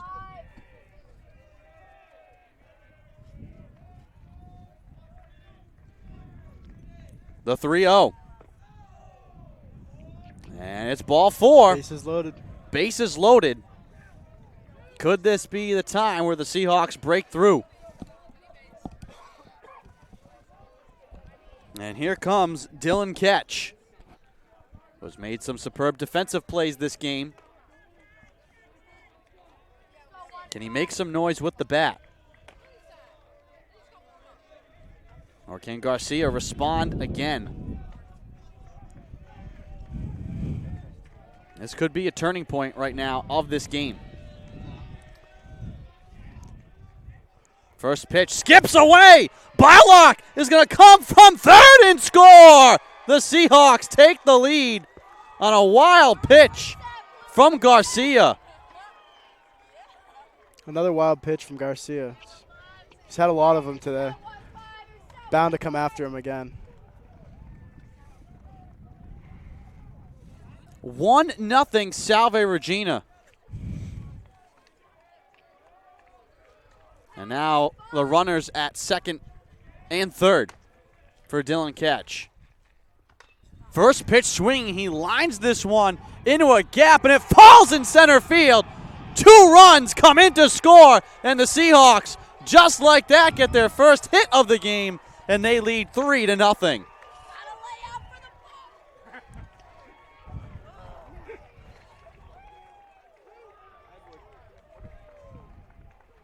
Garcia, who had been lights out, has been a little erratic. We've seen all the walks, and that time it really came back to cost the Hawks. The first run scores without the Seahawks having hit the ball into the field. Here comes Ketch. Ooh. And the ball goes out of the hand of Bosco, and everything right now going the Seahawks' way. Seahawks score their first run on a wild pitch and then get their first hit to bring in 2 more. Garcia now has to just try and limit the damage. And he steps off the rubber. 3-0 here, Salve in the bottom of the 5th. 2-0 the count. DeFusco swings at this one. Again, driven into a gap, and a sliding catch made. From Camner. that ends the inning, but the Seahawks finally crack through, and they take the lead here in Game 2 of the Commonwealth Coast Conference Championship Series. We head to the top of the 6th in Bristol.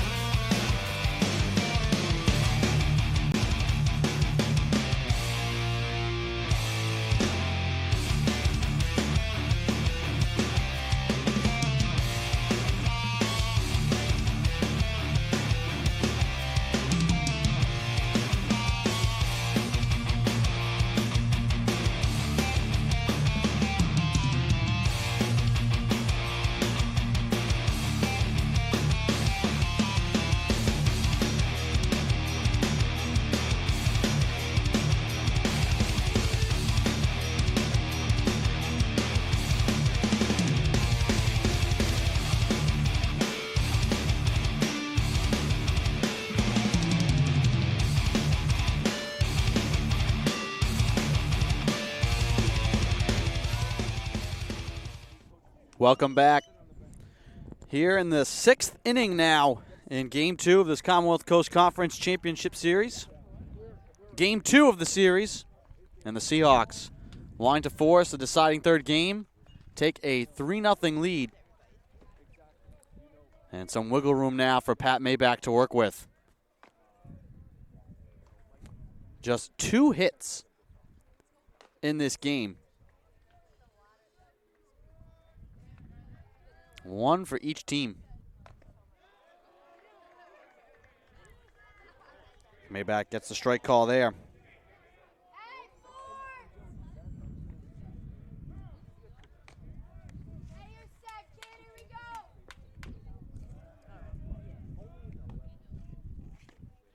And he gets Cameron to strike out.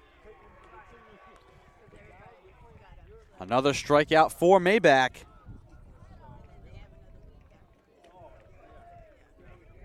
8 strikeouts now for him. And just 2 walks. And the walks really would have costed Roger Williams here. 8 walks for Justin Garcia. And putting all those runners on the base paths eventually came back to get him. Seahawks scored their first run on a wild pitch, and then Ketch drove in 2 more. And now it's time for the Hawks to answer. We know this game is a long way from being finished. These 2 teams battled back and forth yesterday. Every time you thought there was a turning point in favor of one team, something would happen to go the other way. Here's the pitch from Maybach. Up high. Is that fun? Count. Crank it all the way. 3-0. All right.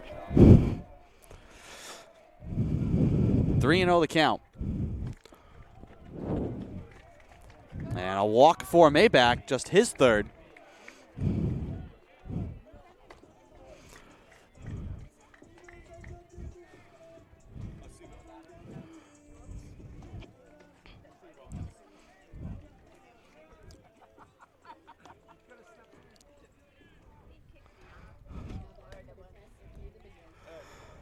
Dominguez.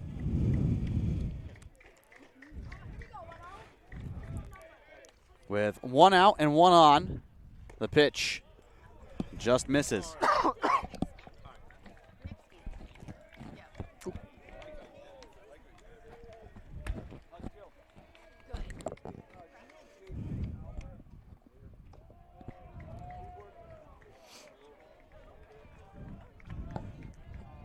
Two and 0 the count now to Dominguez with 1 out.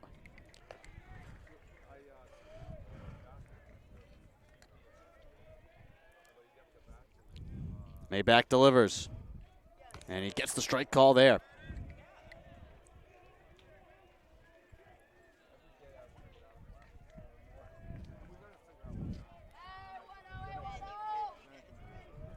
Two and 1 the count. Maybach will check on the runner, and he darts back safely.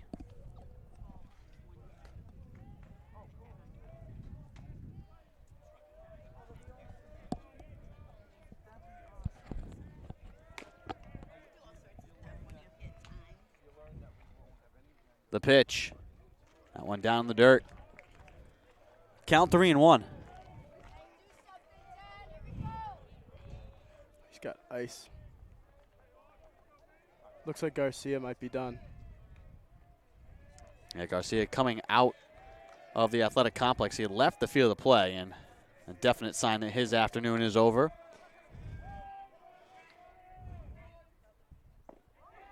And another walk here from Maybach, his 4th. And so now opportunity here for Roger Williams. 2 on, 1 out.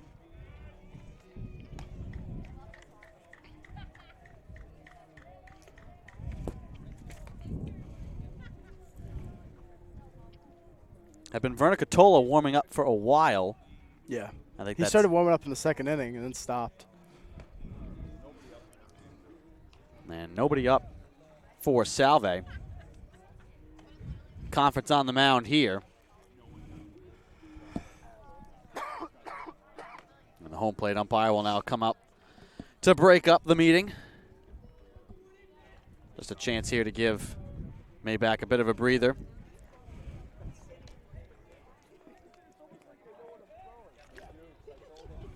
"87 pitches for Maybach.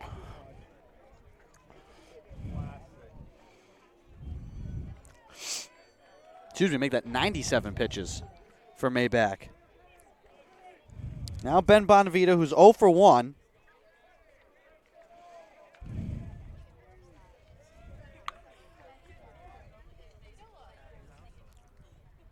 Ooh. And he fans He was swinging for the fences right there. at the first pitch. Yep. That was a big swing. Swinging for the dorms.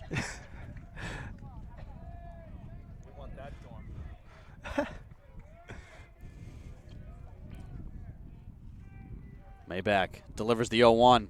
Cut on and missed again.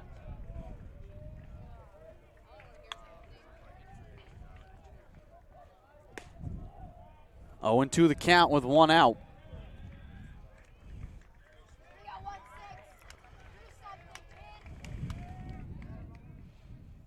Ooh. Cut on and missed 3 straight times.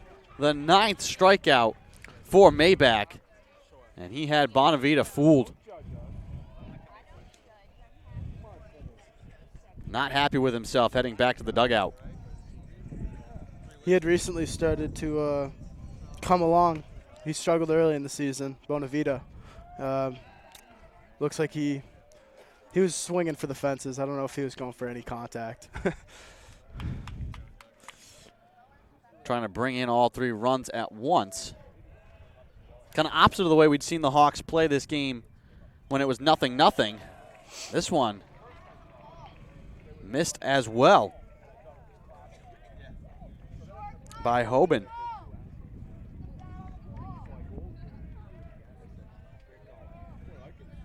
2 outs, 2 on. The pitch. Oh, And that one, a check swing, just making Hoban look silly.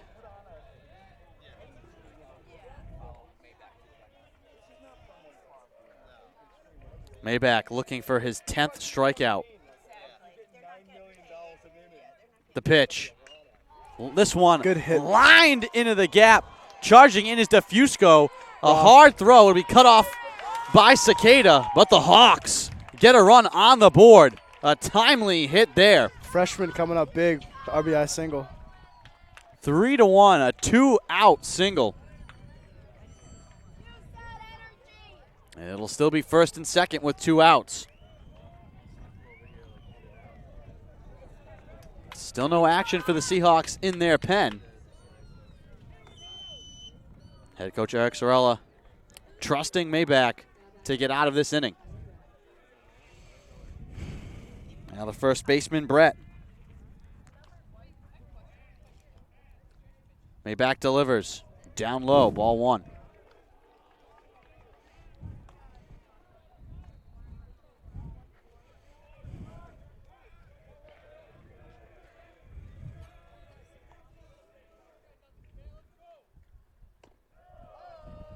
That one misses, count 2-0.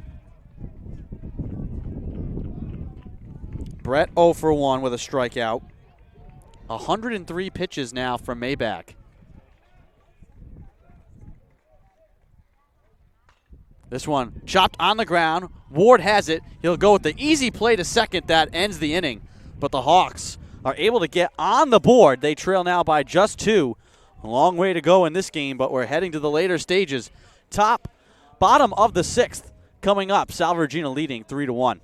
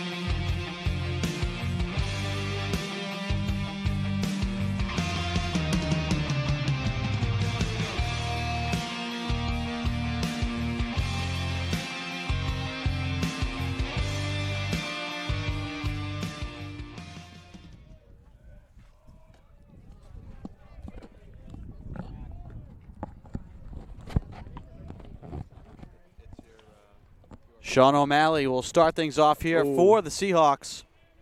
And he will work against the sophomore Chris Flynn, who comes in of relief here now for Justin Garcia, who was really locked in until the bottom of the 5th.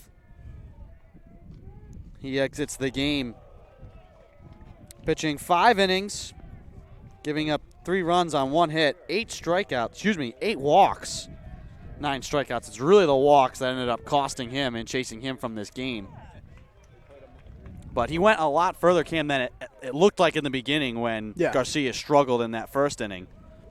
He really picked it up after the first inning and started to really lock down his fastball and start getting the guys to swing on it. But he did struggle with walks, which is definitely why they scored, and it helped him a lot and added to his pitch count. Strike here from Flynn. That makes the count 2-2 to O'Malley.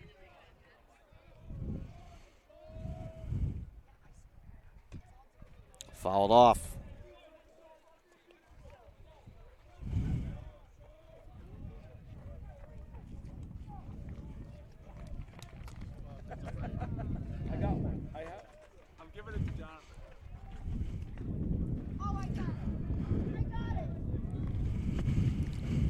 Fouled out of play by O'Malley.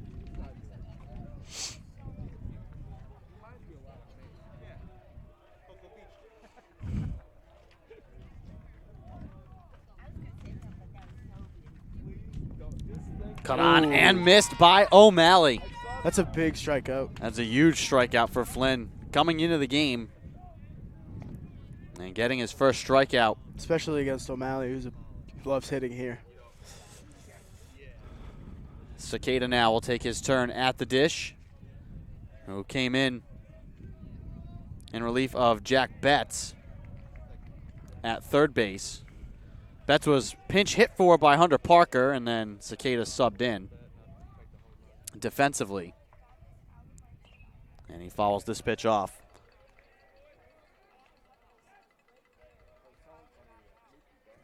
Count 0-2.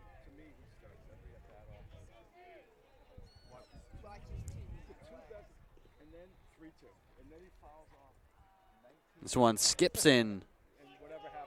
Another block by Bosco.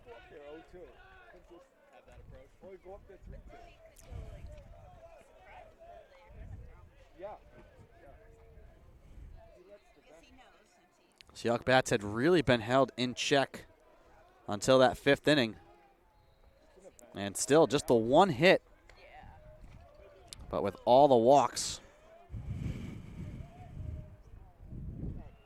gave the Seahawks the opportunity to bring home multiple runs. 2-2 pitch. Ooh. That one just barely fought off by Cicada.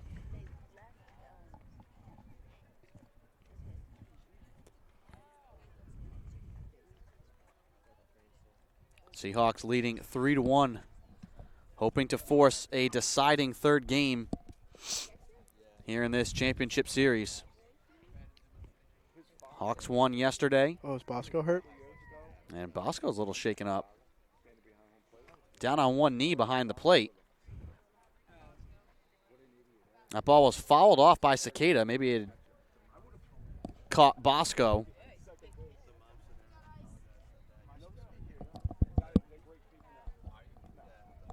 And he's talking to the home plate umpire, and he's just going to walk it off, and he gets a round of applause from the fans behind the plate, Seahawk fans and Hawk fans alike. Great crowd here today, fans lining the field.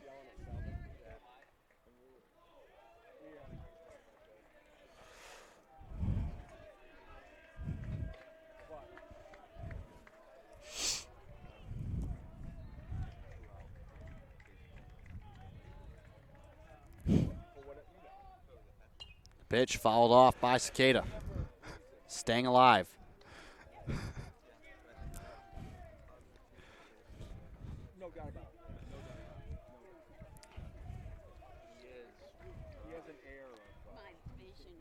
The pitch. And a good eye there by Cicada. He'll take a walk.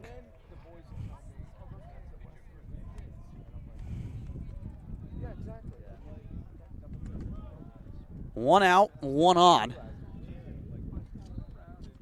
Barlok, who was hit by Garcia in his last at-bat.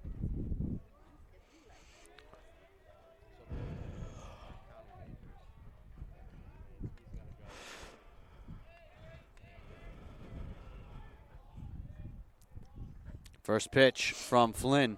Up high for a ball. Ninth walk of the afternoon for the Hawks.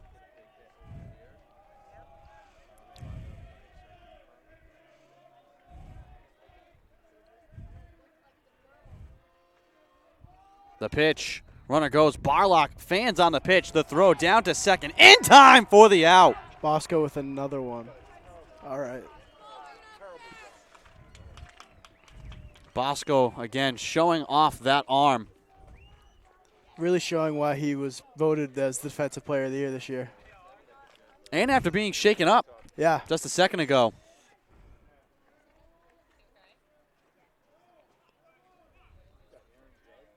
That's a big play for the Hawks. Eliminating another Seahawk base runner. And now 2 outs. And Barlok at the plate. Flynn kicks and deals. Fanned on by Barlok.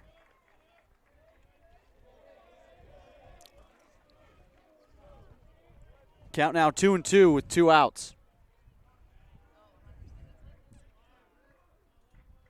The pitch. Up high. Count now full.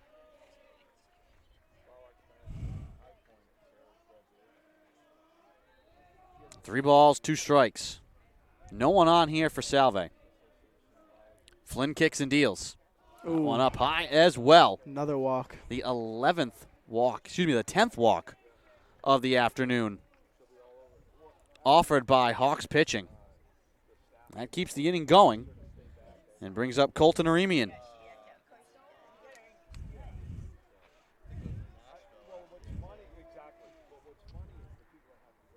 Hitting in the DH spot today. Checks a swing at the first pitch and is not able to lay off.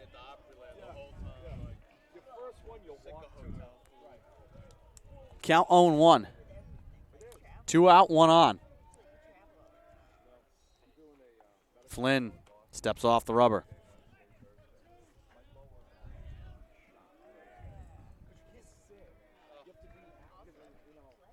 Breaking ball in there for a strike. That was a nifty looking pitch from Flynn.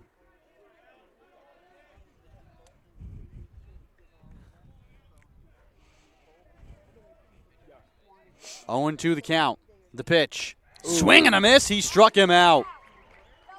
2 strikeouts from Flynn. Moving along now, we head to the top of the 7th. Salve Regina leading 3-1. The Hawks, who got on the board in the 6th, looking to continue that effort in the 7th. We'll be back.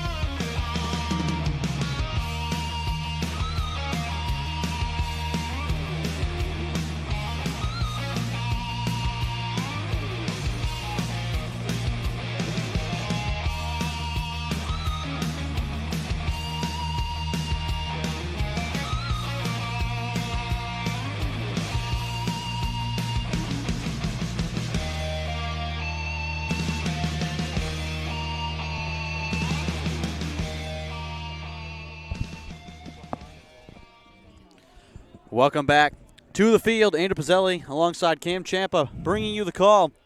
Seahawks lead 3-1. Top of the 7th, Pat Maybach just threw his 107th pitch of the afternoon. Seahawks do have action in the pen. Colin Trahan and Andrew Roman. And Brett Wilkes out there as well, who saw action yesterday.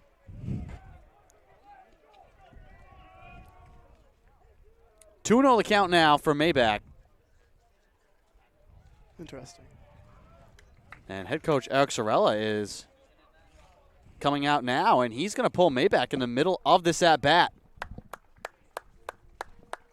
So, a round of applause coming from Seahawk fans. And Maybach, his teammates come out of the dugout to give him a hand. After not playing for quite some time, he came back, did all he could last week, back on Monday, to put the Seahawks in position to win and get to this series. And giving it all here today, 108 pitches. You can't ask for much more from a starting pitcher. Yeah, he really pitched well. What do you have, 10 strikeouts, 11 strikeouts? I think he had 9 strikeouts 9? Yeah. on the afternoon. It was a pitching duel pitching duel early on in the game. And now both teams have turned their bullpen. It'll be Brett Wilkes, who was on the hook for yesterday's loss, He pitched well yesterday. but did pitch in his first couple innings. really well. So now both teams into their bullpen. And we've got 3 more innings to go. And we'll take a quick break while Wilkes completes his warm-ups. We'll be back.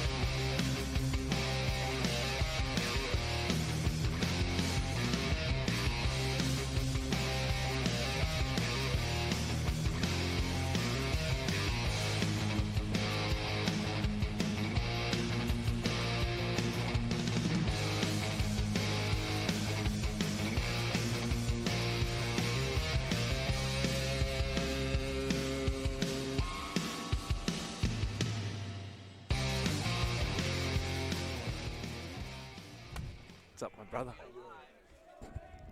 We're back to Roger Williams University. I'm Brian Lynch, filling in for Andrew Pizzelli along with Cam Champa. Brett Wilkes enters the game on a 2-0 count, goes to 3-0. Pat Maybach pitched an outstanding game today. Strike 3-1. He's got a nice fastball. He does. I noticed that yesterday when he pitched. He follows up that fastball with a great curveball. And he'll walk. Another walk.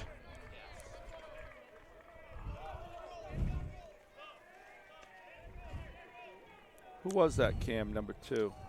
Joey Galino. Oh, yeah. Justin Stone's now up. Yeah, that'll bring the top. We're reset here. It's 3-1 Salve in the top of the 7th inning. Top of the order for Roger. Outfield straight away. Beautiful day here in Bristol. Wilkes on the outside corner. Ketch will have no problem throwing down to first base. Yeah. And we know We've seen that. last 2 days Roger Williams has Struggled on the base paths. yeah, they've shot themselves in the foot. Hasn't hurt him yet though. Wilkes will throw over to first. Just keep Galino close. Roger Williams want and nothing better than score that second run. Yep. Oh, 1 here. Wilkes delivers. There's a Oof. fly ball, short center field. Here comes Barlok, and he'll make the first out of the Ran inning. a long way to get that one. Yeah. Seemed to have stayed up there for a long time. Called off the right fielder for it. Yeah. Knew he had it the whole time. He's got speed in center field. 1 out. Brings up Chris Bosco, the all-world catcher for Roger Williams. Outstanding athlete. The heart and soul of this team, Cam. Yes, Bosco is. He really is. Behind the plate, he's like their team captain. Yeah. He provides everything for them. My son Jonathan Lynch got to play in the Old Timers baseball game in Cambridge the last couple of years, and Bosco played in it last year. Throws over, keep Galino close. 1 out here in the top of the 7th. 3-1 Salve. Wilkes is ready.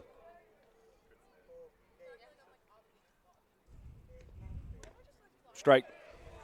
That looked right down the middle. Yeah.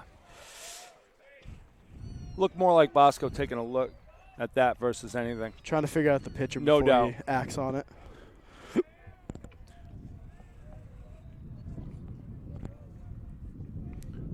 Bosco had a key sac fly yesterday for that all-important 2-run lead. Yep. Did exactly what he had to do in that at-bat.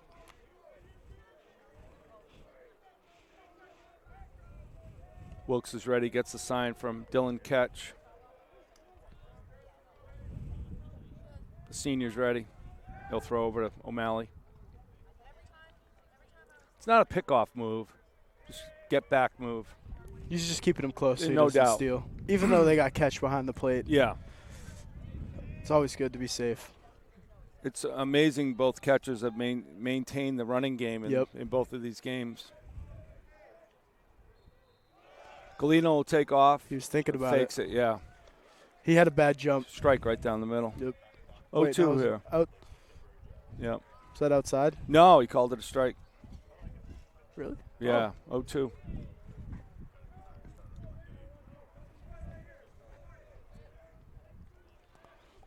Wilkes is ready.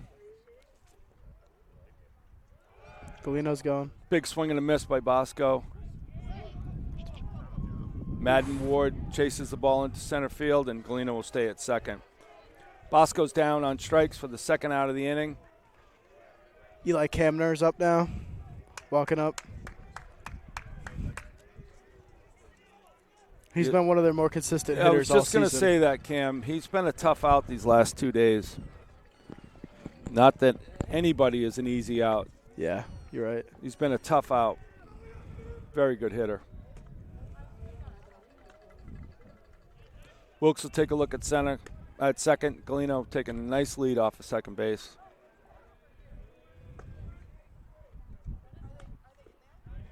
Strike. One thing about Brett is that he'll control the game from the mound. Very, very smart pitcher. He's very level-headed, too. No doubt. He's a pitcher. Yeah. It's amazing, Cam. His personality is teddy bear until he gets on the mound. Yeah, I could see He's that a when he walks bulldog. up, when he walked off the field the Yeah. first time after getting out of that tough inning yesterday. Yeah, Andrew Pizzelli was taking pictures yesterday. He has a picture of Wilkes like growling, and it's just his demeanor. But when you meet him, he's a gentleman. And there's a base hit to left field, and that'll score the Roger Williams' second run of the game. Kamner coming up clutch right there. Reach for it. Wilkes looks like he wants that pitch back. And that'll make it 3-2 Salve here in the top of the seventh. Oh, Danny Roth's up now. Yeah, bring up the first. He may be their best hitter. Yeah. He has the most home runs on the team with 10 this year. So a runner at first. Cuts the lead to 1. You knew this wasn't going to be easy, Cam, for anybody. It's always a close game. Wilkes delivers up high, ball 1. Looks down at the sign from the Roger Williams third base coach. Salve's got Andrew Roman and Colin Trahan in the bullpen. They're ready to go if needed. Throw over to first, keep them close. 2 outs.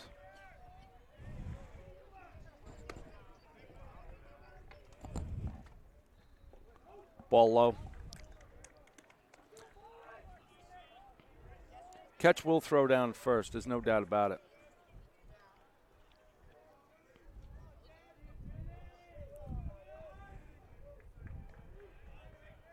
Roth is ready. Wilkes is ready. Strike. 2-1. Looks like Roth didn't really agree with that pitch. Thought it was outside. Umpires behind the home plate umpires had a little challenging game today with calling timeouts and getting batters to look back at him, and Wilkes will step off and reset.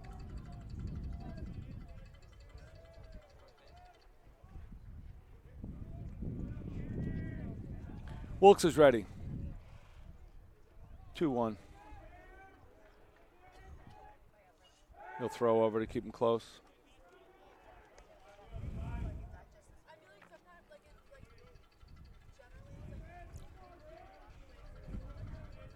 that runner at first is getting dirty, so he's getting a good lead. Oof. Foul. He was early on that one. Yeah. You got him. Got him looking on that one. Nice pitch. Was that his curve? Yeah. It looked like Roth was guessing fastball. Yeah. You're exactly right, Cam.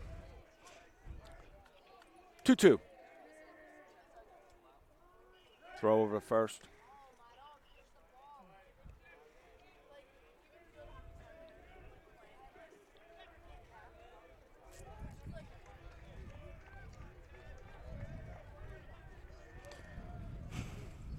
Wilkes is ready. Fouls it. Nice spoiling job by Roth. Camner also him and Stone are probably their two best base stealers. So you'd be looking for him to run right here. And Cam, these teams know each other so well. Yeah. These coaches know each other so well. There's no secrets. Yeah. Wilkes knows why he's keeping them close over there. Ketch is ready for that. Fans are getting rowdy. Ooh. And there's a base hit to left field, and that'll keep the runner at second. 2 outs, 2 guys on. For Anthony Dominguez.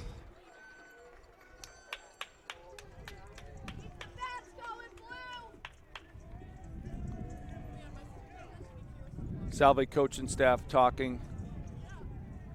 Pitching coach Andrew McKeon's talking to Ketch about what that was, and then Eric Sorella will call timeout and come in and talk to Wilkes. That might be the end of Wilkes' day here. Andrew Roman is ready. Short outing here for well, him today. After the outing yesterday, and that'll be it for Wilkes. With the score 3-2, Salve here in the top of the 7th with 2 outs. We'll be right back.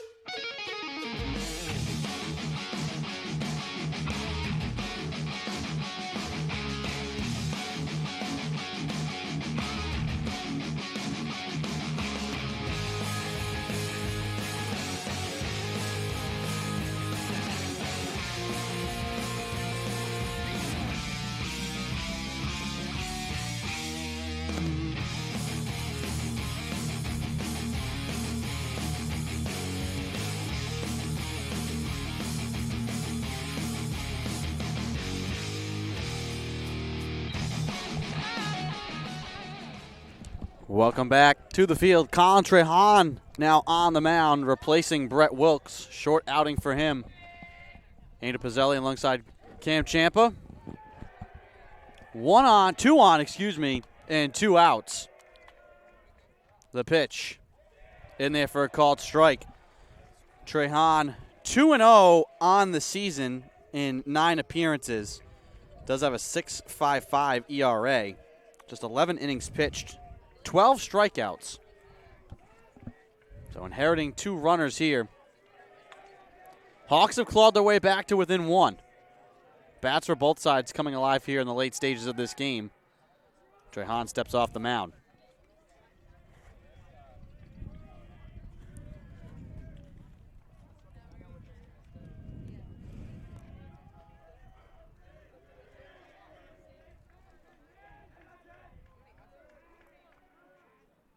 The pitch. Ooh.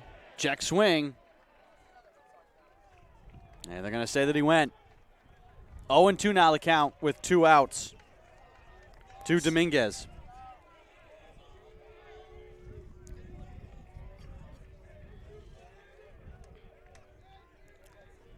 You're in the top of the 7th.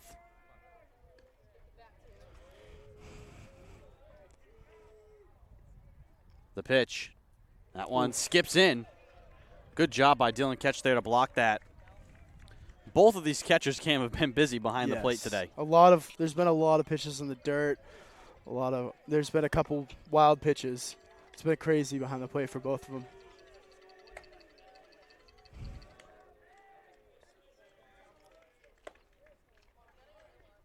The pitch down low does not get the call.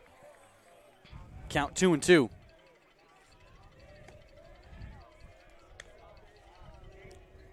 Chris Flynn's trying to stay warm here.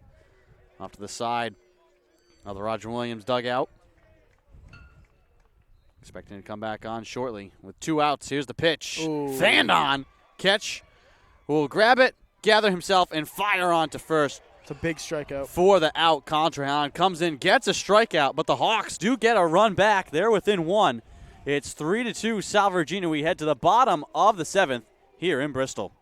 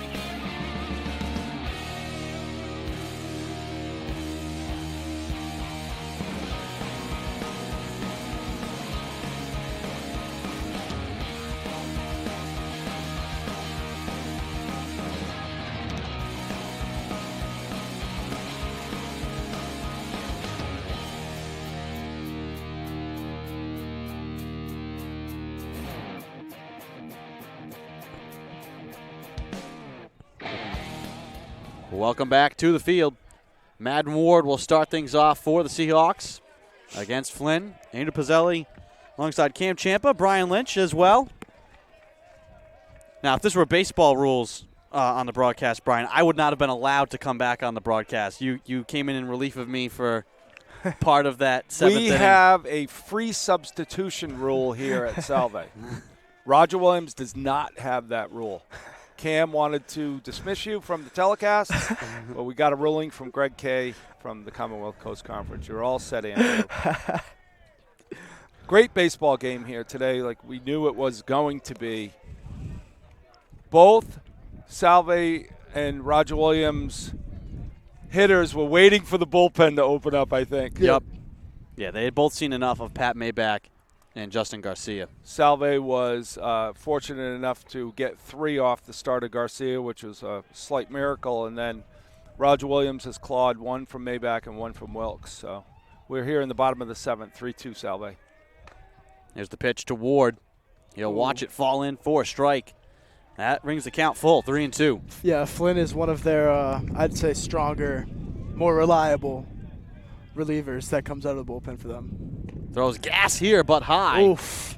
And you would think at this point of the tournament that you're going to see only your best relievers here today.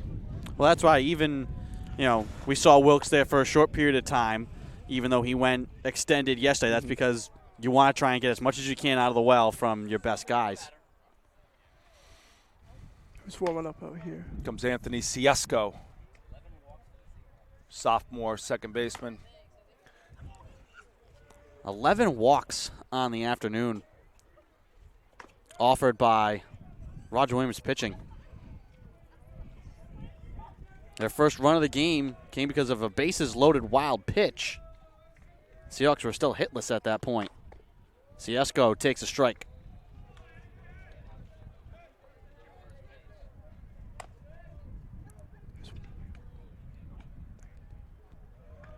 One on, no out.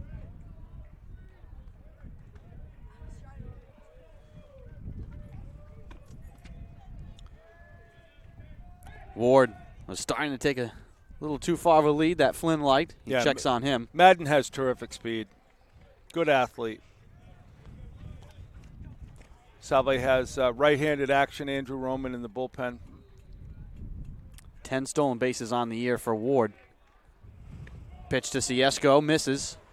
I don't know where that missed, Cam. I don't either. Breaking ball.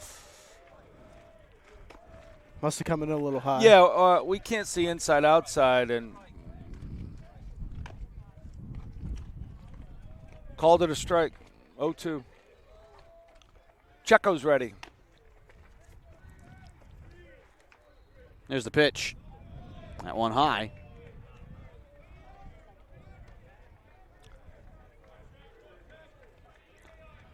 More action continues in the Seahawks bullpen. And Roger Williams. Both teams want to have multiple options here. You're exactly right, Andrew. Try and match up given the situation. I'm surprised there's only one pitcher. Checo, check swing. Appeal, he's still all set. Both dugouts are alive and well here today. Terrific baseball game. Two solid baseball teams. You know, it's funny, when you tour one college, Roger Williams or Salve, guess where you're going right after to tour? You got to tour both of them. This one fouled out of play. Count now full 3-2. They're both such beautiful campuses. Exactly. I thought you were going to say you go to the beach. That's what I was You do thinking. that at the end of maybe Yeah. wherever you go you last. visit Roger Williams, then you visit Salve and go to the beach. You're exactly right. Especially on a day like today. Checo's ready. Full count. Madden takes another step off of first. He's going. He's going. Ciesco Oh. grounds it. It goes off of the shortstop. Ward will be safe. Ciesco will be safe. Off of Hoban's glove. And Cam, that was a rocket by Yeah. Ciesco. That was a hard one to field. He especially when tried he's to charging. backhand it, yeah. Charging backhander, it went right off the heel of his glove. Well, Zach Smith has had this opportunity twice now today. 2 on and no one out. And he steps to the plate. You know, Smitty's the CCC Player of the Year, had a phenomenal year, had a phenomenal summer with the St. Joseph Mustangs. He's been, I think, stepping off his front foot. He needs to relax here, let the ball come to him, and unload. First pitch, he'll take for a ball. That one missing high from Flynn. Cam, do you pitch to Smith here? I don't know. He hit 4 home runs off of Wennick in a doubleheader, and they kept pitching to him. Well, there was a point in the second game of that regular season meeting, and he hits him. Yeah, they hit him yesterday in the same spot. You save pitches that way, Andrew. I guess. I mean, you can just wave him to first, but why not send a message? Yeah. Now there's a force at every base. You This can is hold nuts. the number 4 up and put him on. You don't have to hit him. Nah. No intention there. Yeah. Well, bases loaded, no outs.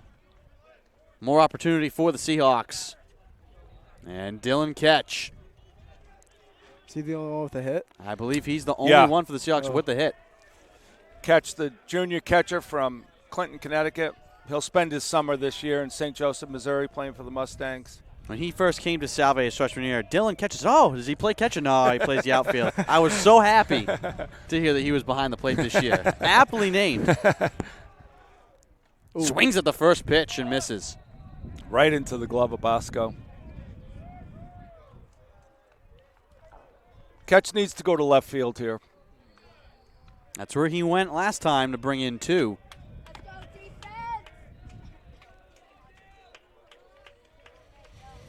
Runners at every base, no outs. Flynn delivers. Ketch lines this one into right field. In to score is Ward. Ciesco will stop at third. Everyone safe. Base is still loaded in the Seahawks. Take a 4-2 lead now. You know what's interesting there is Eric Sorella kept Anthony Ciesco at third. Yeah. With 1 out, he's sending him. With 2 outs, he's sending him, obviously. Yeah. But Eric is not really conservative in that way. We got another Nice pitching hit. They're change. bringing in a pitcher. Yeah. Number 19's been warming up Vern- since the first inning. Yep, Verna Catola. He was ready to come in 5 pitches into this game. 2.5 hours ago, he was. This is the kind of game we expected. I mean, we expected both starters to perform, which they did. And once you get into the bullpen, this time of year, everyone's tired, but also you're playing your best opponents, and it's just give and take, back and forth. The Hawks got 2 runs. Now the Seahawks with an opportunity to tack on a few more. It'll be bases loaded with no outs. And while Verna Catola warms up, we will step aside for a moment. Bottom of the 7th here, Salve Regina leading 4-2.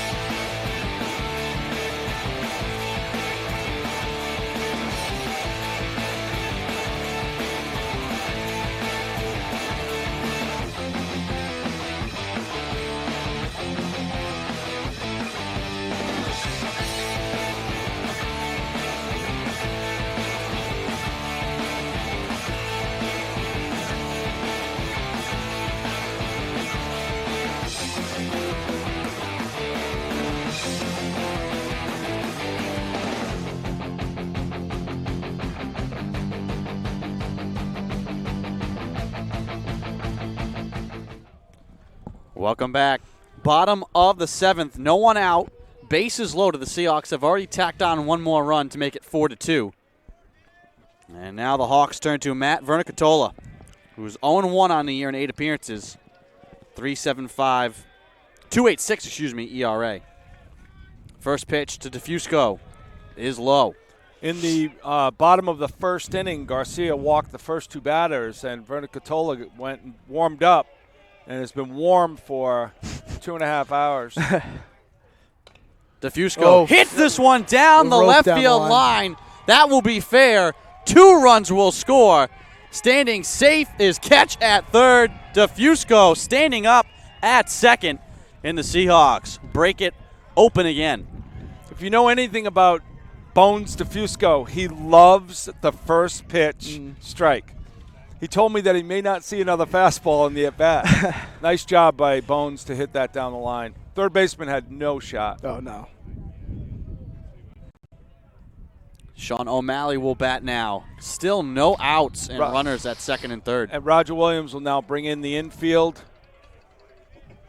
Just got to keep it at 4, Cam. Could O'Malley try and think about ending this right now? Well, he loves it here. This is his home field. The wind had been blowing out to, behind first base and against the hitters. This time it's really died down right now. The ball that O'Malley hit last week, he could have hit it into a wind tunnel. It would have gone. Into a gale. Exactly. Swings hard at this one. A base hit up the middle. Turning is DeFusco, and he will score easily, and the Seahawks put 2 more on the board. 8-2. Just like that. Right back up the box. Verna Catola and Flynn really having a tough day.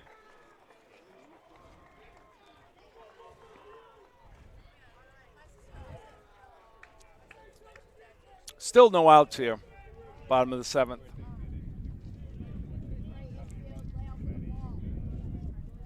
These games, this game, the way it's felt, the way the pitching staffs began the game, and first pitch swinging now, Cicada hits it into left field. Seems like everything's going through every hole now. Yeah.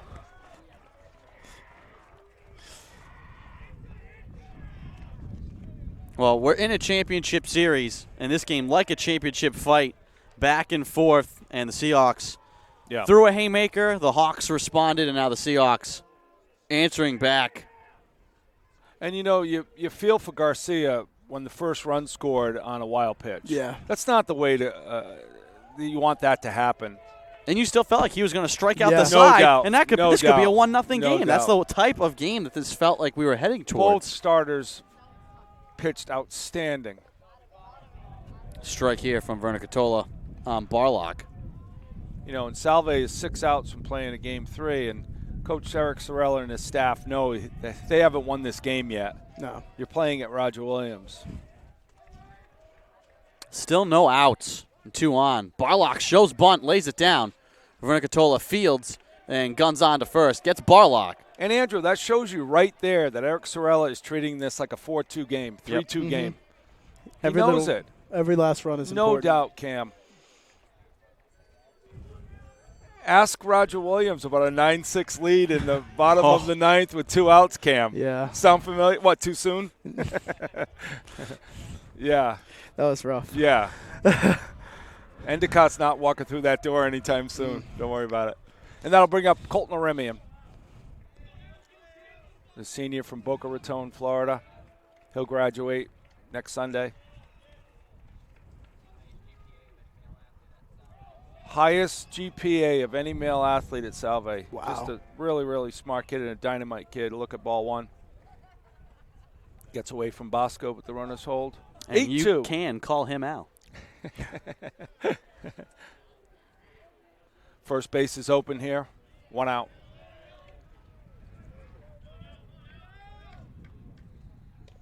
Check swing from Aremian, and he takes a strike. So what you're trying to see here, Cam, is if you're a Remian, you're trying to get a fly ball to the outfield. Mm-hmm. Just trying to get that next run in. Yeah. Just trying to hit it in play mostly. Ball up. And Roger Williams doesn't have anybody in the bullpen, so they're looking for game 3 here. Yeah. It's probably going to be Schaefer starting that one for Roger. And Salve will probably go with Michael Matthews in that game. Who was probably a not talked about enough pitcher on that staff. I mean, you have Ginsberg and Maybach who get a lot of attention. Matthews, for a long stretch, coming into this time, he might still be second in the CCC in strikeouts. No doubt about it. And he can be a machine. Aremian, chop it to third. Long toss over to first. Oh, Nice scoop. Good scoop by Brett. Excellent scoop. So 2 down. Still runners at second and third. Salve's bullpen is all sitting down.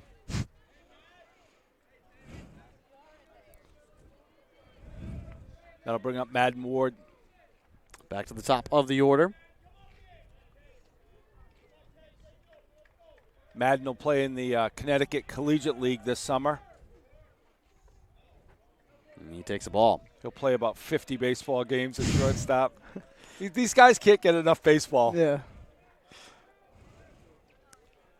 I'd say with the exception of, this one goes for ball, of football, all these sports now, these guys find a way No doubt. to play Andrew, and be active year-round. I just told Tyler Benjamin, who's a Salve basketball player, you make your most improvement in basketball and baseball in the summer. Yes. That's where you work on your game, not in November. It's where you craft everything. No doubt about it. And the coach, when you come back for the season, the coach is like, where have you been all summer playing? You're playing really well, and you played every day. Yeah. It's,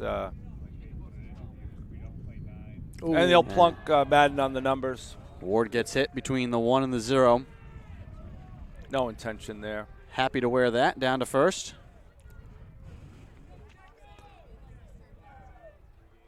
Beautiful day here. A lot of fans from both sides. Salve always travels well, but being 5 miles away, how many miles is it, Ed? 12 miles away. That's a long way in Rhode Island, though. For Rhode Islanders to go, you have to cross a bridge to get here. Andrew, you're exactly right. We were talking yesterday about let's go to lunch in Bristol. I'm not going all the way there. If there were a $2 toll on that bridge, no one's coming. They'd be taking a boat. It's Rhode Island. And that'll bring up Checo. Bases loaded here again. Ooh. And Ciesco fouls off the pitch. Having it up in the bullpen for Roger. Pitched yesterday. 2 innings. Solid. Played a little first base coach yesterday, too. That's great. Strike here to Ciesco. 1-2 to Checo. 2 outs here. Bases loaded. Bases have been loaded, it feels like, this entire inning. Yeah, Salve's played 4 thus far. And that'll be strike 3 to end the inning.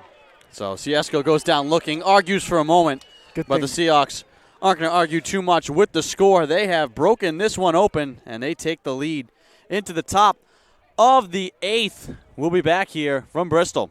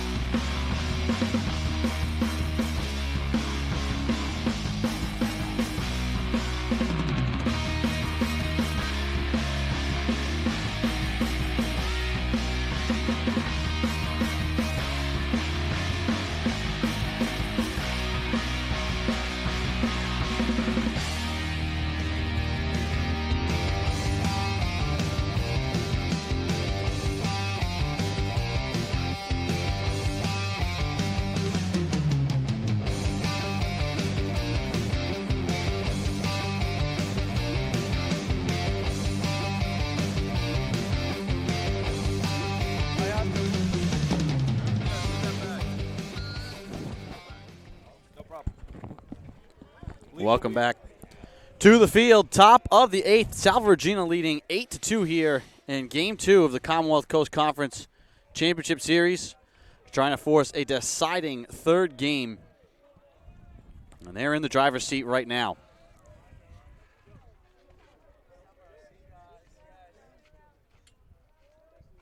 The pitch.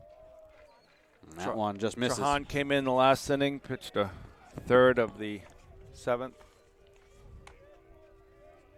Sophomore from Raynham, Mass.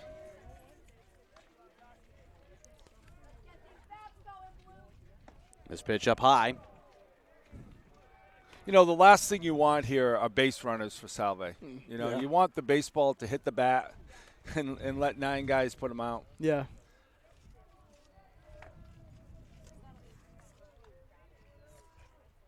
Three to Bonavita. And that's up high. Ball 4. Another walk. A lot of walks in this game. A lot. Which really wasn't costing either team for quite a while. Till this inning. That's how Garcia was able to get away with all of them, was because he was striking out so many batters as well. So senior pitcher Brian Farrell will hustle down to the bullpen to assistant pitcher coach Jonathan Lynch, and they'll get Zach Lopez up, the freshman from New Canaan, Connecticut. Ooh. Swing and a miss here. Lopez has had an outstanding freshman year.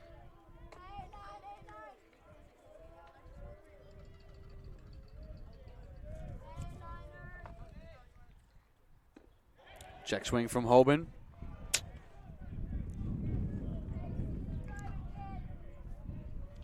I think Brian Farrell's running a. I think he's running sprints over there, Andrew. So today's usually, I mean, for almost every game as this one's been fouled off, it's been cold and rainy and wet, so guys are running to stay warm. I asked pitching coach Andrew McKeon and assistant pitching coach Jonathan Lynch one time, do you guys have walkie-talkies? Do you need walkie-talkies? Yeah, we have them. But they like the runner system instead. Yep. It's like old school. We need a phone in the dugout here.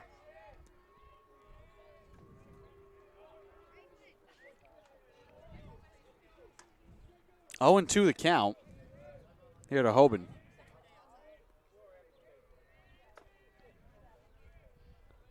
Trahan kicks and deals. That one low. Ooh. Trahan will not hesitate to try to punch him out with a curveball. Yeah. His curveball is very, very good. Tried it right there. The pitch. Oh, And this one right will down be the line. fair. Hard shot down the left field line. What are you doing? And then the throw in. Hoban thought it was foul, so Yeah. he stopped halfway to the first base bag. I saw that, Cam. He had a potential of maybe making it to second if he continued. No doubt about it. He literally stopped out of the box. Yeah. It hopped in front of the bag, then over the bag, and then landed and then rolled foul. We'll have a pinch hitter here for Roger Williams, Oh, this is 34. Jenkins. He played a lot last year, Cam? He did. Yeah. He's struggled a little bit at the plate this Yeah. year, so they had Yeah. Brett been playing more. Yeah. I remember him last year. Yeah, Jenkins batting Big 183. He's a big bat. He's a big just got to kid. make Yeah. contact. He's with all it. or nothing. Yeah. Yeah. He had a big one last week against Endicott for a pinch hit. Runners at the corner here in the 8th. 7 doubles, a triple, and a home run on the year. Yeah. He loves those extra base hits. Yeah. Well, we don't need one of those right now. Yeah. So, Coach Michael Dorn sprinting to get that foul ball. I Runners love the competition that they have. at the corners. Exactly. Endicott has a kid that Yeah. sprints to get the ball.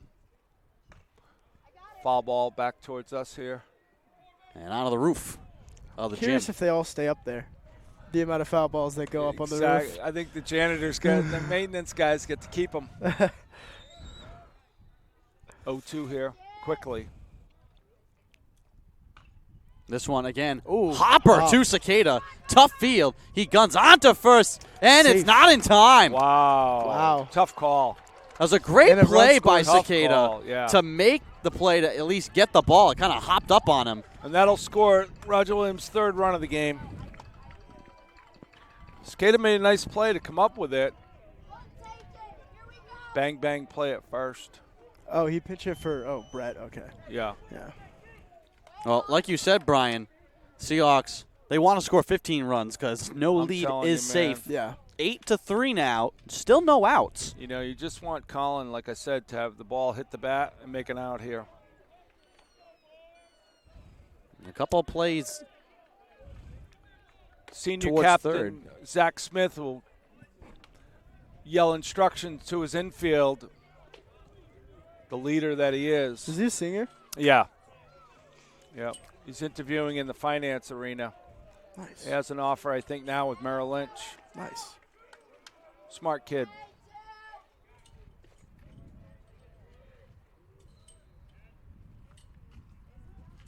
Trahan now will step off the bag.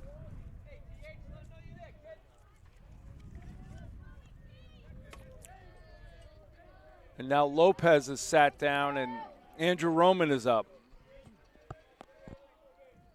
Bottom of the order here, Galino at the plate. I think Lopez is ready, and I think Roman's ready if the coaching staff want to. Just need a good ground ball here. That's what you need. Spin it. Trahan kicks and deals. That Ooh. one in there for a Tough strike. pitch. Yeah. That's a tough pitch. Looked like that was a ball the last time he threw it. 1-1 the count. No outs, 2 on here for the Hawks. The pitch. That one bounced in the ground. Good block by Ketch. Good stop by Ketch. Yeah, he works his tail off. You know Ketch is a hard worker when he shows up to the game in dirty pants.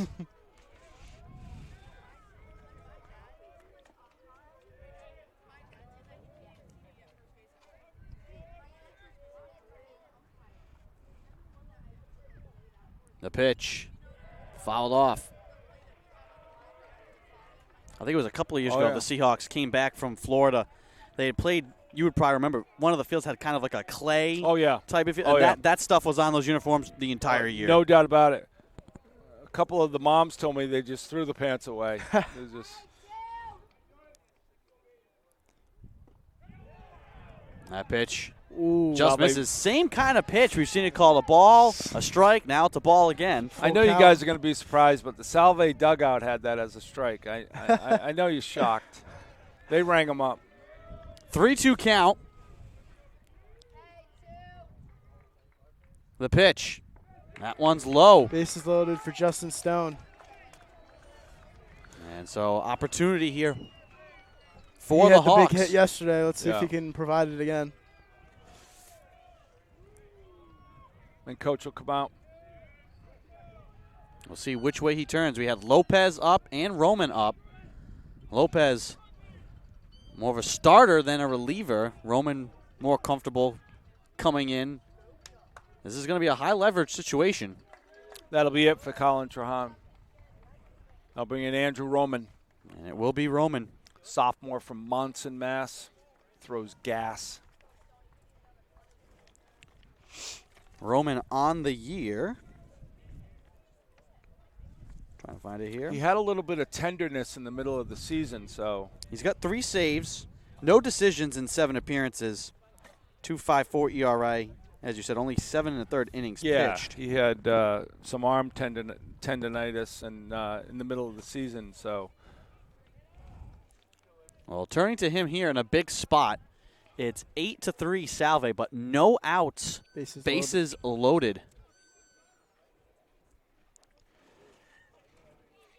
And this is exactly what we expected. Even No. when you said it, Yeah. Seahawks got out to an 8-2 lead. No. This game nowhere near Yeah. done. no. The way this game has kind of played out with the teams betting back and forth, and kind of from our perspective, Brian, for the Seahawks, the way the season has gone, it can't be easy. Nope. Nothing No. has been easy for this team. I don't know, Cam, if you can Yeah. speak to how Roger Williams' season has they been. they struggled. They actually did. They struggled a lot in the Yeah. beginning of the season. Yeah. It's the record even shows. Right, it. you're right. You're exactly right. You almost Roger Williams They're almost an in-conference team. They had to It's- find themselves. Yeah. And they came together at the Yeah. right time. That's most important. I think their pitching staff really helped, and then Yeah. they're at the top of their order. Yeah. Really just started to hit really well.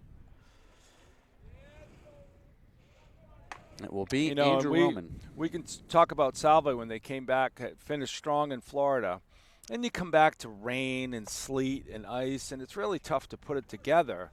Then they went on stretches where they lost 5 in a row, all looking at each other, and then they win 4 in a row, and everything's great. Yeah. And then to be the 4th seed to go to Western, who beat them last year, was a terrific accomplishment for the Seahawks. But you're not done. You got to Yeah. come here to a buzzsaw in Roger Williams, who's on fire. And we would be really, really a solid accomplishment to win Game 2 here. And then it would be apropos to have a winner-take-all Game 3. Yeah. No one would be surprised. Yeah. I wouldn't at all. No. I think the Roger Williams coaching staff would tell you they wouldn't be surprised either. So Roman is ready to go.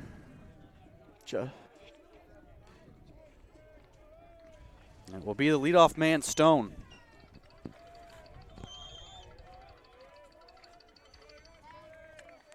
Outfield straight away here. DeFusco in left, Barlok in center, and Smitty in right.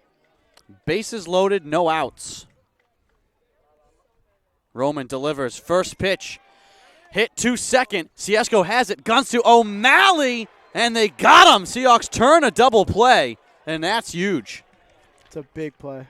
You know, it took forever to get to Ciesco, but it got to him at the most perfect spot where he could just step on second. If that ball is not where it was, he only gets one out. Yeah. And now you got a runner at third. A run and Bosco's a run did come in to no score. doubt. Though. 8-4. Yeah. 8-4 here in the top of the 8th. Seahawks will take that, though.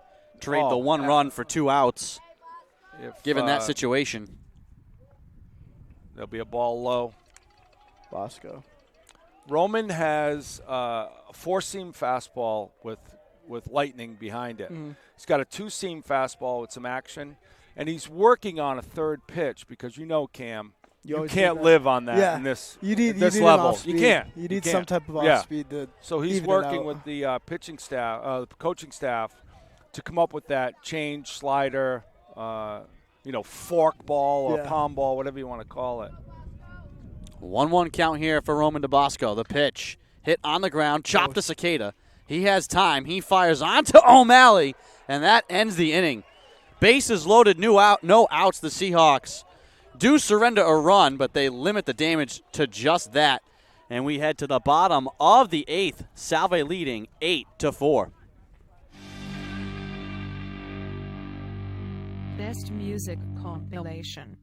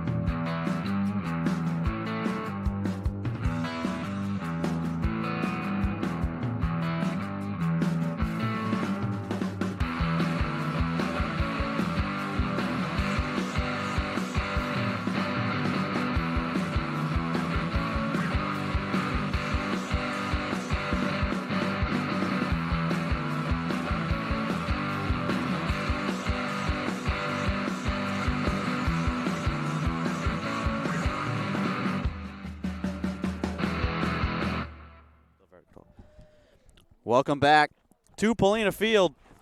Bottom of the 8th. Salve Regina leading 8-4.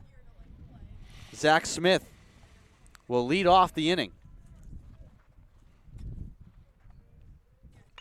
And he hits this one fair down the left field line. Smith turning, and he will easily have second base. Right over the third base, right inside the chalk. Nice hit by Smith. A lead-off double off of Matt Vernicatola. You know, Andrew, right here is a spot in this game 2/3 that Salve could gain momentum, scoring a run here in the 8th, a run in the 9th, and it takes it right into the next game. Can only help you. Dylan Ketch batting cleanup in this game. Looks at strike one, soft breaking ball. And plus, as we've said last inning, and we saw, the Hawks got bases loaded with no outs. Tack on as many runs as you can. You hold nothing back. You don't come up to the plate here and just, we'll just swing away and let's just go play defense and get to the next game. You have to put on as many runs as you can. 0-2 here to Ketch. You got to drop the hammer. Yeah. It's the only way you're going to pull ahead and actually finish off the game. No doubt about it. Especially with Roger liking to score the runs late in games. And Cam, we've seen the Seahawks time and time again down 9-7, down 6-5. Just no quit in either of these teams. Oh, yeah. And I was going to say, Brian, the Seahawks, this being their 4th time in a championship series, they know that better than anybody, what it takes to win, and when you have to just put your You're foot exactly down. right, Andrew. For what this is worth, I talked to some of the players last night. That bus ride home to Newport was actually jubilant. Yeah. Been there, been down 0-1. Basically, the pressure was all on Roger Williams. I'm Yeah. like, wait, what? I heard, Wait, what? I heard the parents talking Yeah. about that right after, Yeah. literally, the Yes. last pitch. They were like, happened last Been weekend. there. Yeah. Yeah. That's It's amazing. I asked your son John Yeah. the same thing Yeah. before the game. I said, what's the attitude? What's the vibe? What's the feel? He's like, oh, all positive. Yeah. As soon as the game, one of the best post-game speeches from head coach Eric Sorella. We're ready. Absolutely. We're positive. So we're excited. So proud of this coaching staff for not taking the other attitude. Here's the 0-2, And what Ketch was fouls it off again. What was funny is I turned the corner to come to the field today down here at Roger Williams, and the Salve players were mimicking Kevin Millar in 2004. Don't let us win game 2. Yep. They didn't do a shot of Jack Daniels like Kevin Millar did, but Ketch is fouling everything away here. There's the pitch. And he takes that one way for outside. 1-2 the count.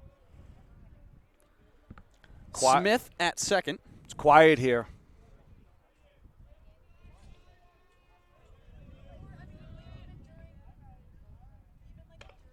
On the ground, too short.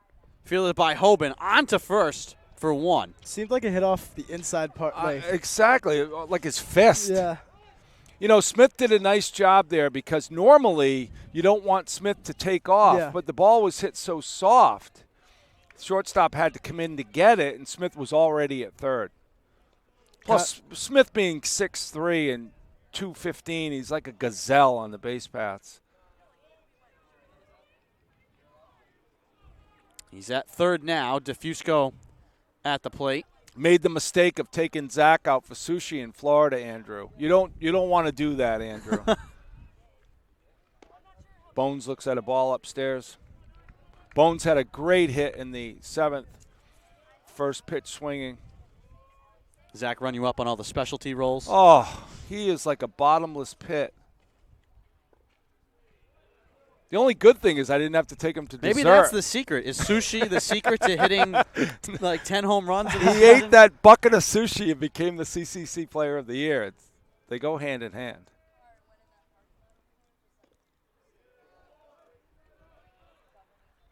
The Dinner of Champions. Raw Well, I fish. didn't tell you that it was a gas station down in Orlando that I took him to. I'm not taking him to the finest sushi. Gas station sushi. Oh, at least you're in Florida. Exactly. I had a friend get gas station fish tacos in New Mexico, and I'm like, what are you doing? We're 200 miles from the nearest body of water. I didn't eat there, Andrew. I'm smart. Here's the pitch to DeFusco. Chopped on the ground. Ooh. Great field by Hoban. Gun back to home, and Smith is safe. Wow. Smith safe. That's a big run scored for Salve, but what a phenomenal effort by Hoban. The first thing was the jump by Smith. Yeah. And then under the tag, I think a lot of these Salve runners are out at that play.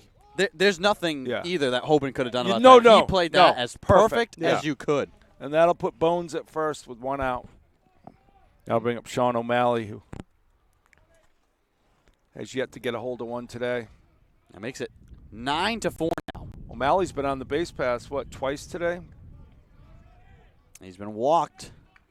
And then he got caught between second and third, what feels like an age ago in this game. Was that today? 1-1. Going to shout out to Melanie Monson and Stove Monson. They're watching from Bridgewater. Their son Josh Monson, Salve pitcher, alumni. He's a cop in Bristol.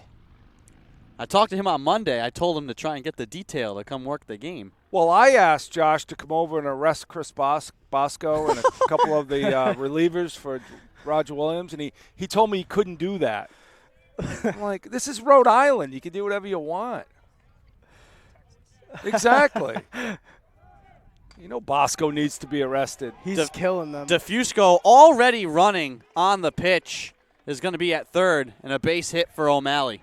So, Cam, next year I think Sean O'Malley's going to want to play the Roger Williams series here. Probably. He's not going to want to leave. He loves this field. He does. He's always getting. He's like 7 for 9 at this field. Yeah. Runners at the corners now. Yeah, he did. With one out. Cicada had a hit in his last at bat right down the third base line. Dustin's mom, Heidi, is here today, biting her fingernails watching her son. He swings at the first pitch, and that one will skip on the chalk and be fair. Coming in to score is DeFusco. O'Malley will chug into third base. I mean, a double for Cicada. I mean no disrespect when I say this, but it's not fair that that's the fourth hit for Salve down the third base line. Yeah. I mean, it's just not – you don't see that. No. And they've all scored runs, Yeah. every single one of them. Not fair and no pun intended. But bump. I mean, it's just 4 of them. Third baseman just spins his head as it goes flying by him, right inside the chalk. Yeah, he's got no chance. They're No, directly no way. down the line. No way. Barely fair. Perfectly hit. Well, the way this game has unfolded here in the late innings, the biggest turn has been that wild pitch leading to a run. No doubt. And the Seahawks getting ahead 3-0 because both bats for both teams have come alive here against the bullpen. And it was the Seahawks striking first right now. I can't agree more, Andrew. Can you imagine if it was 1-0 Salve? This game would be totally different. But they jumped. You're exactly right. Huge play. Zach Barlok with a big swing.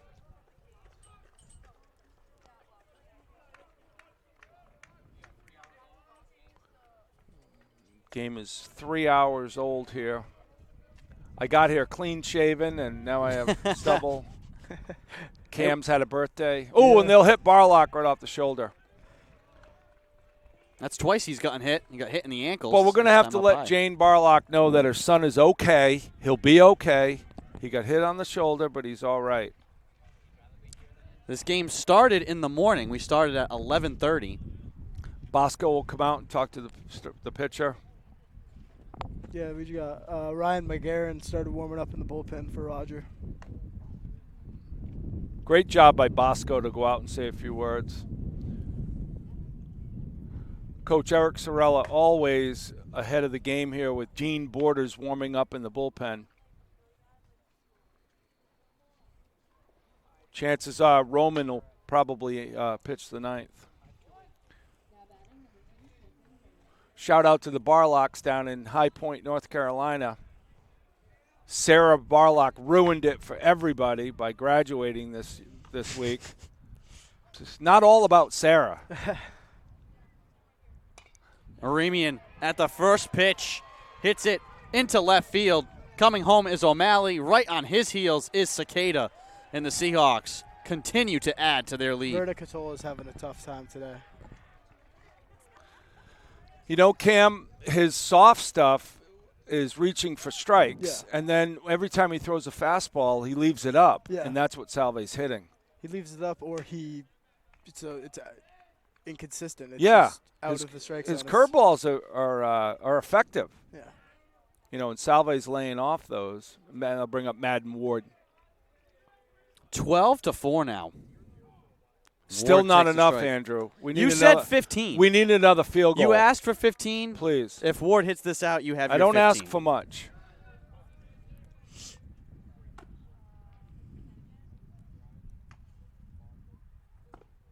Strike. Nice pitch right at the knees. You asked me a couple of innings ago if we'd have 16 runs up on the board. I said, you're joking. Yeah. No, I wouldn't Maybe have seen this coming. Maybe a softball game, but not today. Pitching duel up until the 6th inning. Was it today that Pat Maybach started? Was that today? It was today. Okay. I was thinking it was going to be first person to 1 run wins. 1-0 final off someone's foot.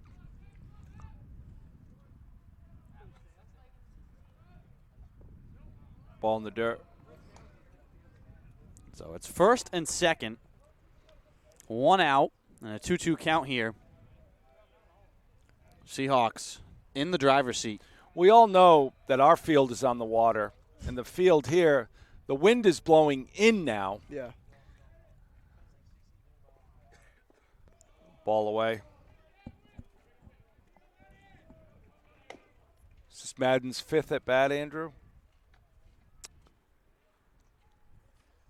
Have to check. I think it is, but he's 0 for 1. A lot of walks.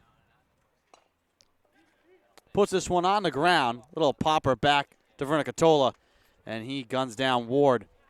Cam, you saw Vernicatola there throw the ball to first at about 100 miles an hour. Yeah. That was a frustration throw. He's just trying to get out of the end. He's like, for the love of, and that'll be it for him today. Yeah.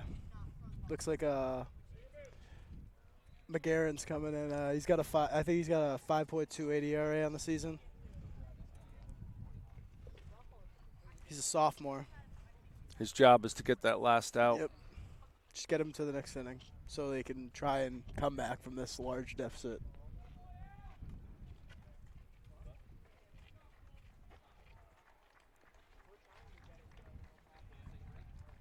And while the Hawks make the pitching change, we will step aside for a moment.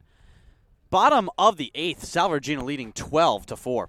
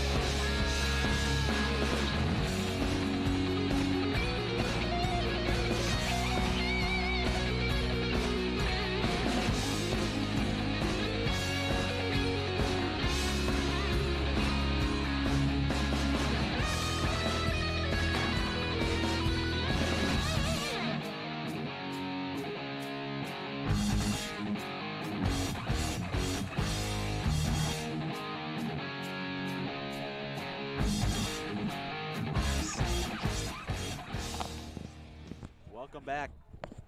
Bottom of the 8th inning here from Bristol. Salve Regina leading Roger Williams 12-4.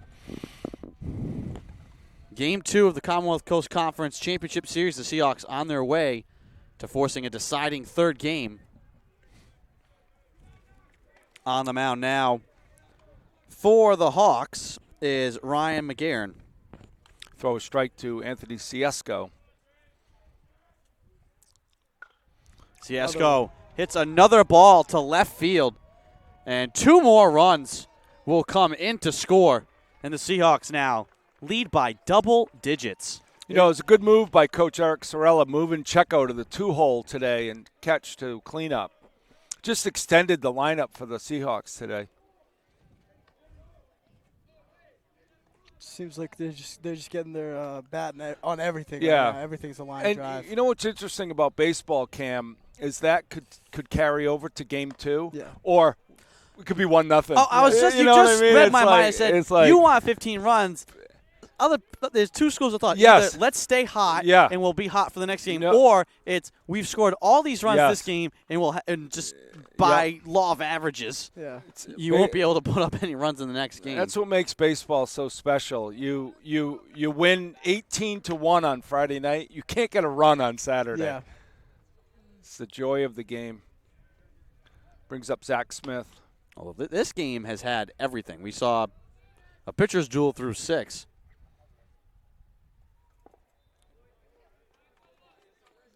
Smith fanning at that one. Yeah, he was faked out on that pitch. Nice pitch. 2 outs here. And this is Smith's second turn through the order here in this inning. Hits this one, fly ball to left field, and it is caught Nice just play. in front of the wall Nice by Galino. play. And that ends the inning, but the Seahawks tag up Verna-Catola. They will lead by double digits, 14-4, and Salve will try and close out this game and punch their ticket to Game 3. We'll be back.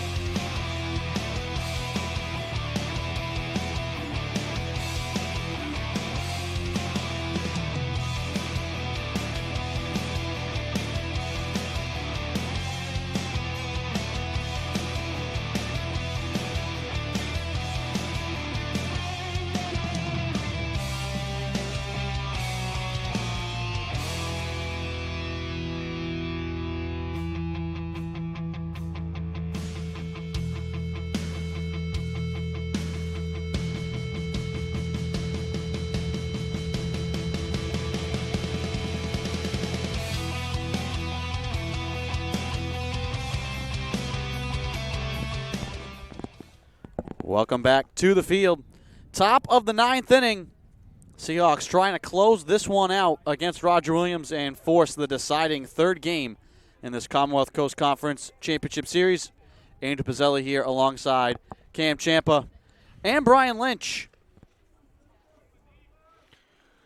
There's one person happy here. There's one person not happy. Guess which one Brian is and guess which one Cam is. There's always Game 3, Cam, right? Yep. Got to look forward to it. Sophomore Dean Borders takes the hill here for the Seahawks. Freshman Holden Ferrari is warming up in the bullpen just in case. No decisions for Borders. Does have a save. This one grounded to third. Cicada tosses it over to O'Malley, who digs it out for the out. You know, from our vantage point, we're standing right behind Cicada in third base. In the first or second inning, Jack Betts did not set his feet. And the ball went exactly where he was facing. Yeah. You know, and Cicada has the 3 plays that he's made. He stops, he sets his feet, and he makes the throw. Roth now to face Borders. First pitch. Oh. Swung on. Hit in the air into a gap. Smith and Barlok both there. Barlok gets under it and makes the grab. And the Hawks are down to their final out. Looked like it was going farther than off the bat, Yeah. Cam. Nothing's really. It doesn't look like anything's really carried. No, I today. agree. Flag's dead now, but Yeah. just wait. If you don't like it, wait a second. Yeah. See, the Hawks are down to their last out here in Game 2. There'll be an hour break between games.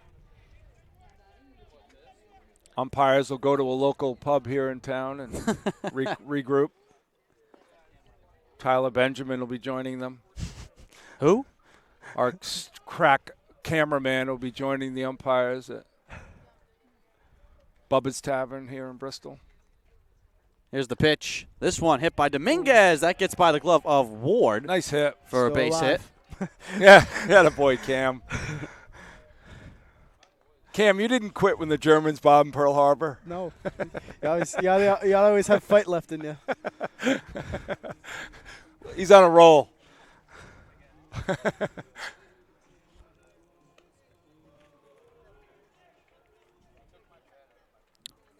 Bonavita now. Benny Bats. Big game Benny Bats. That's what we like to call him.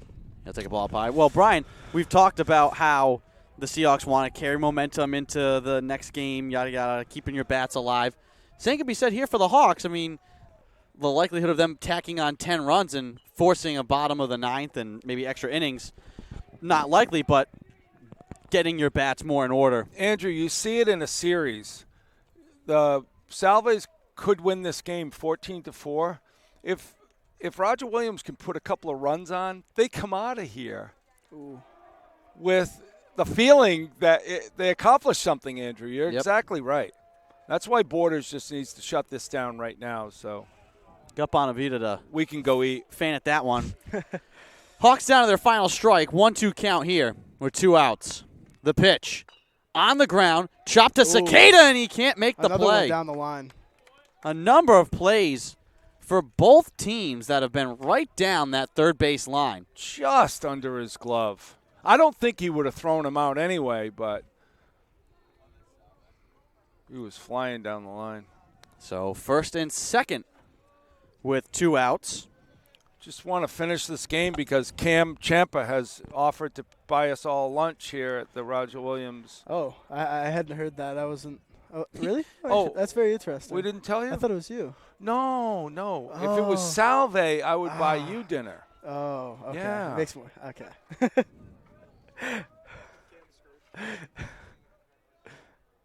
Here's the pitch to Hoban.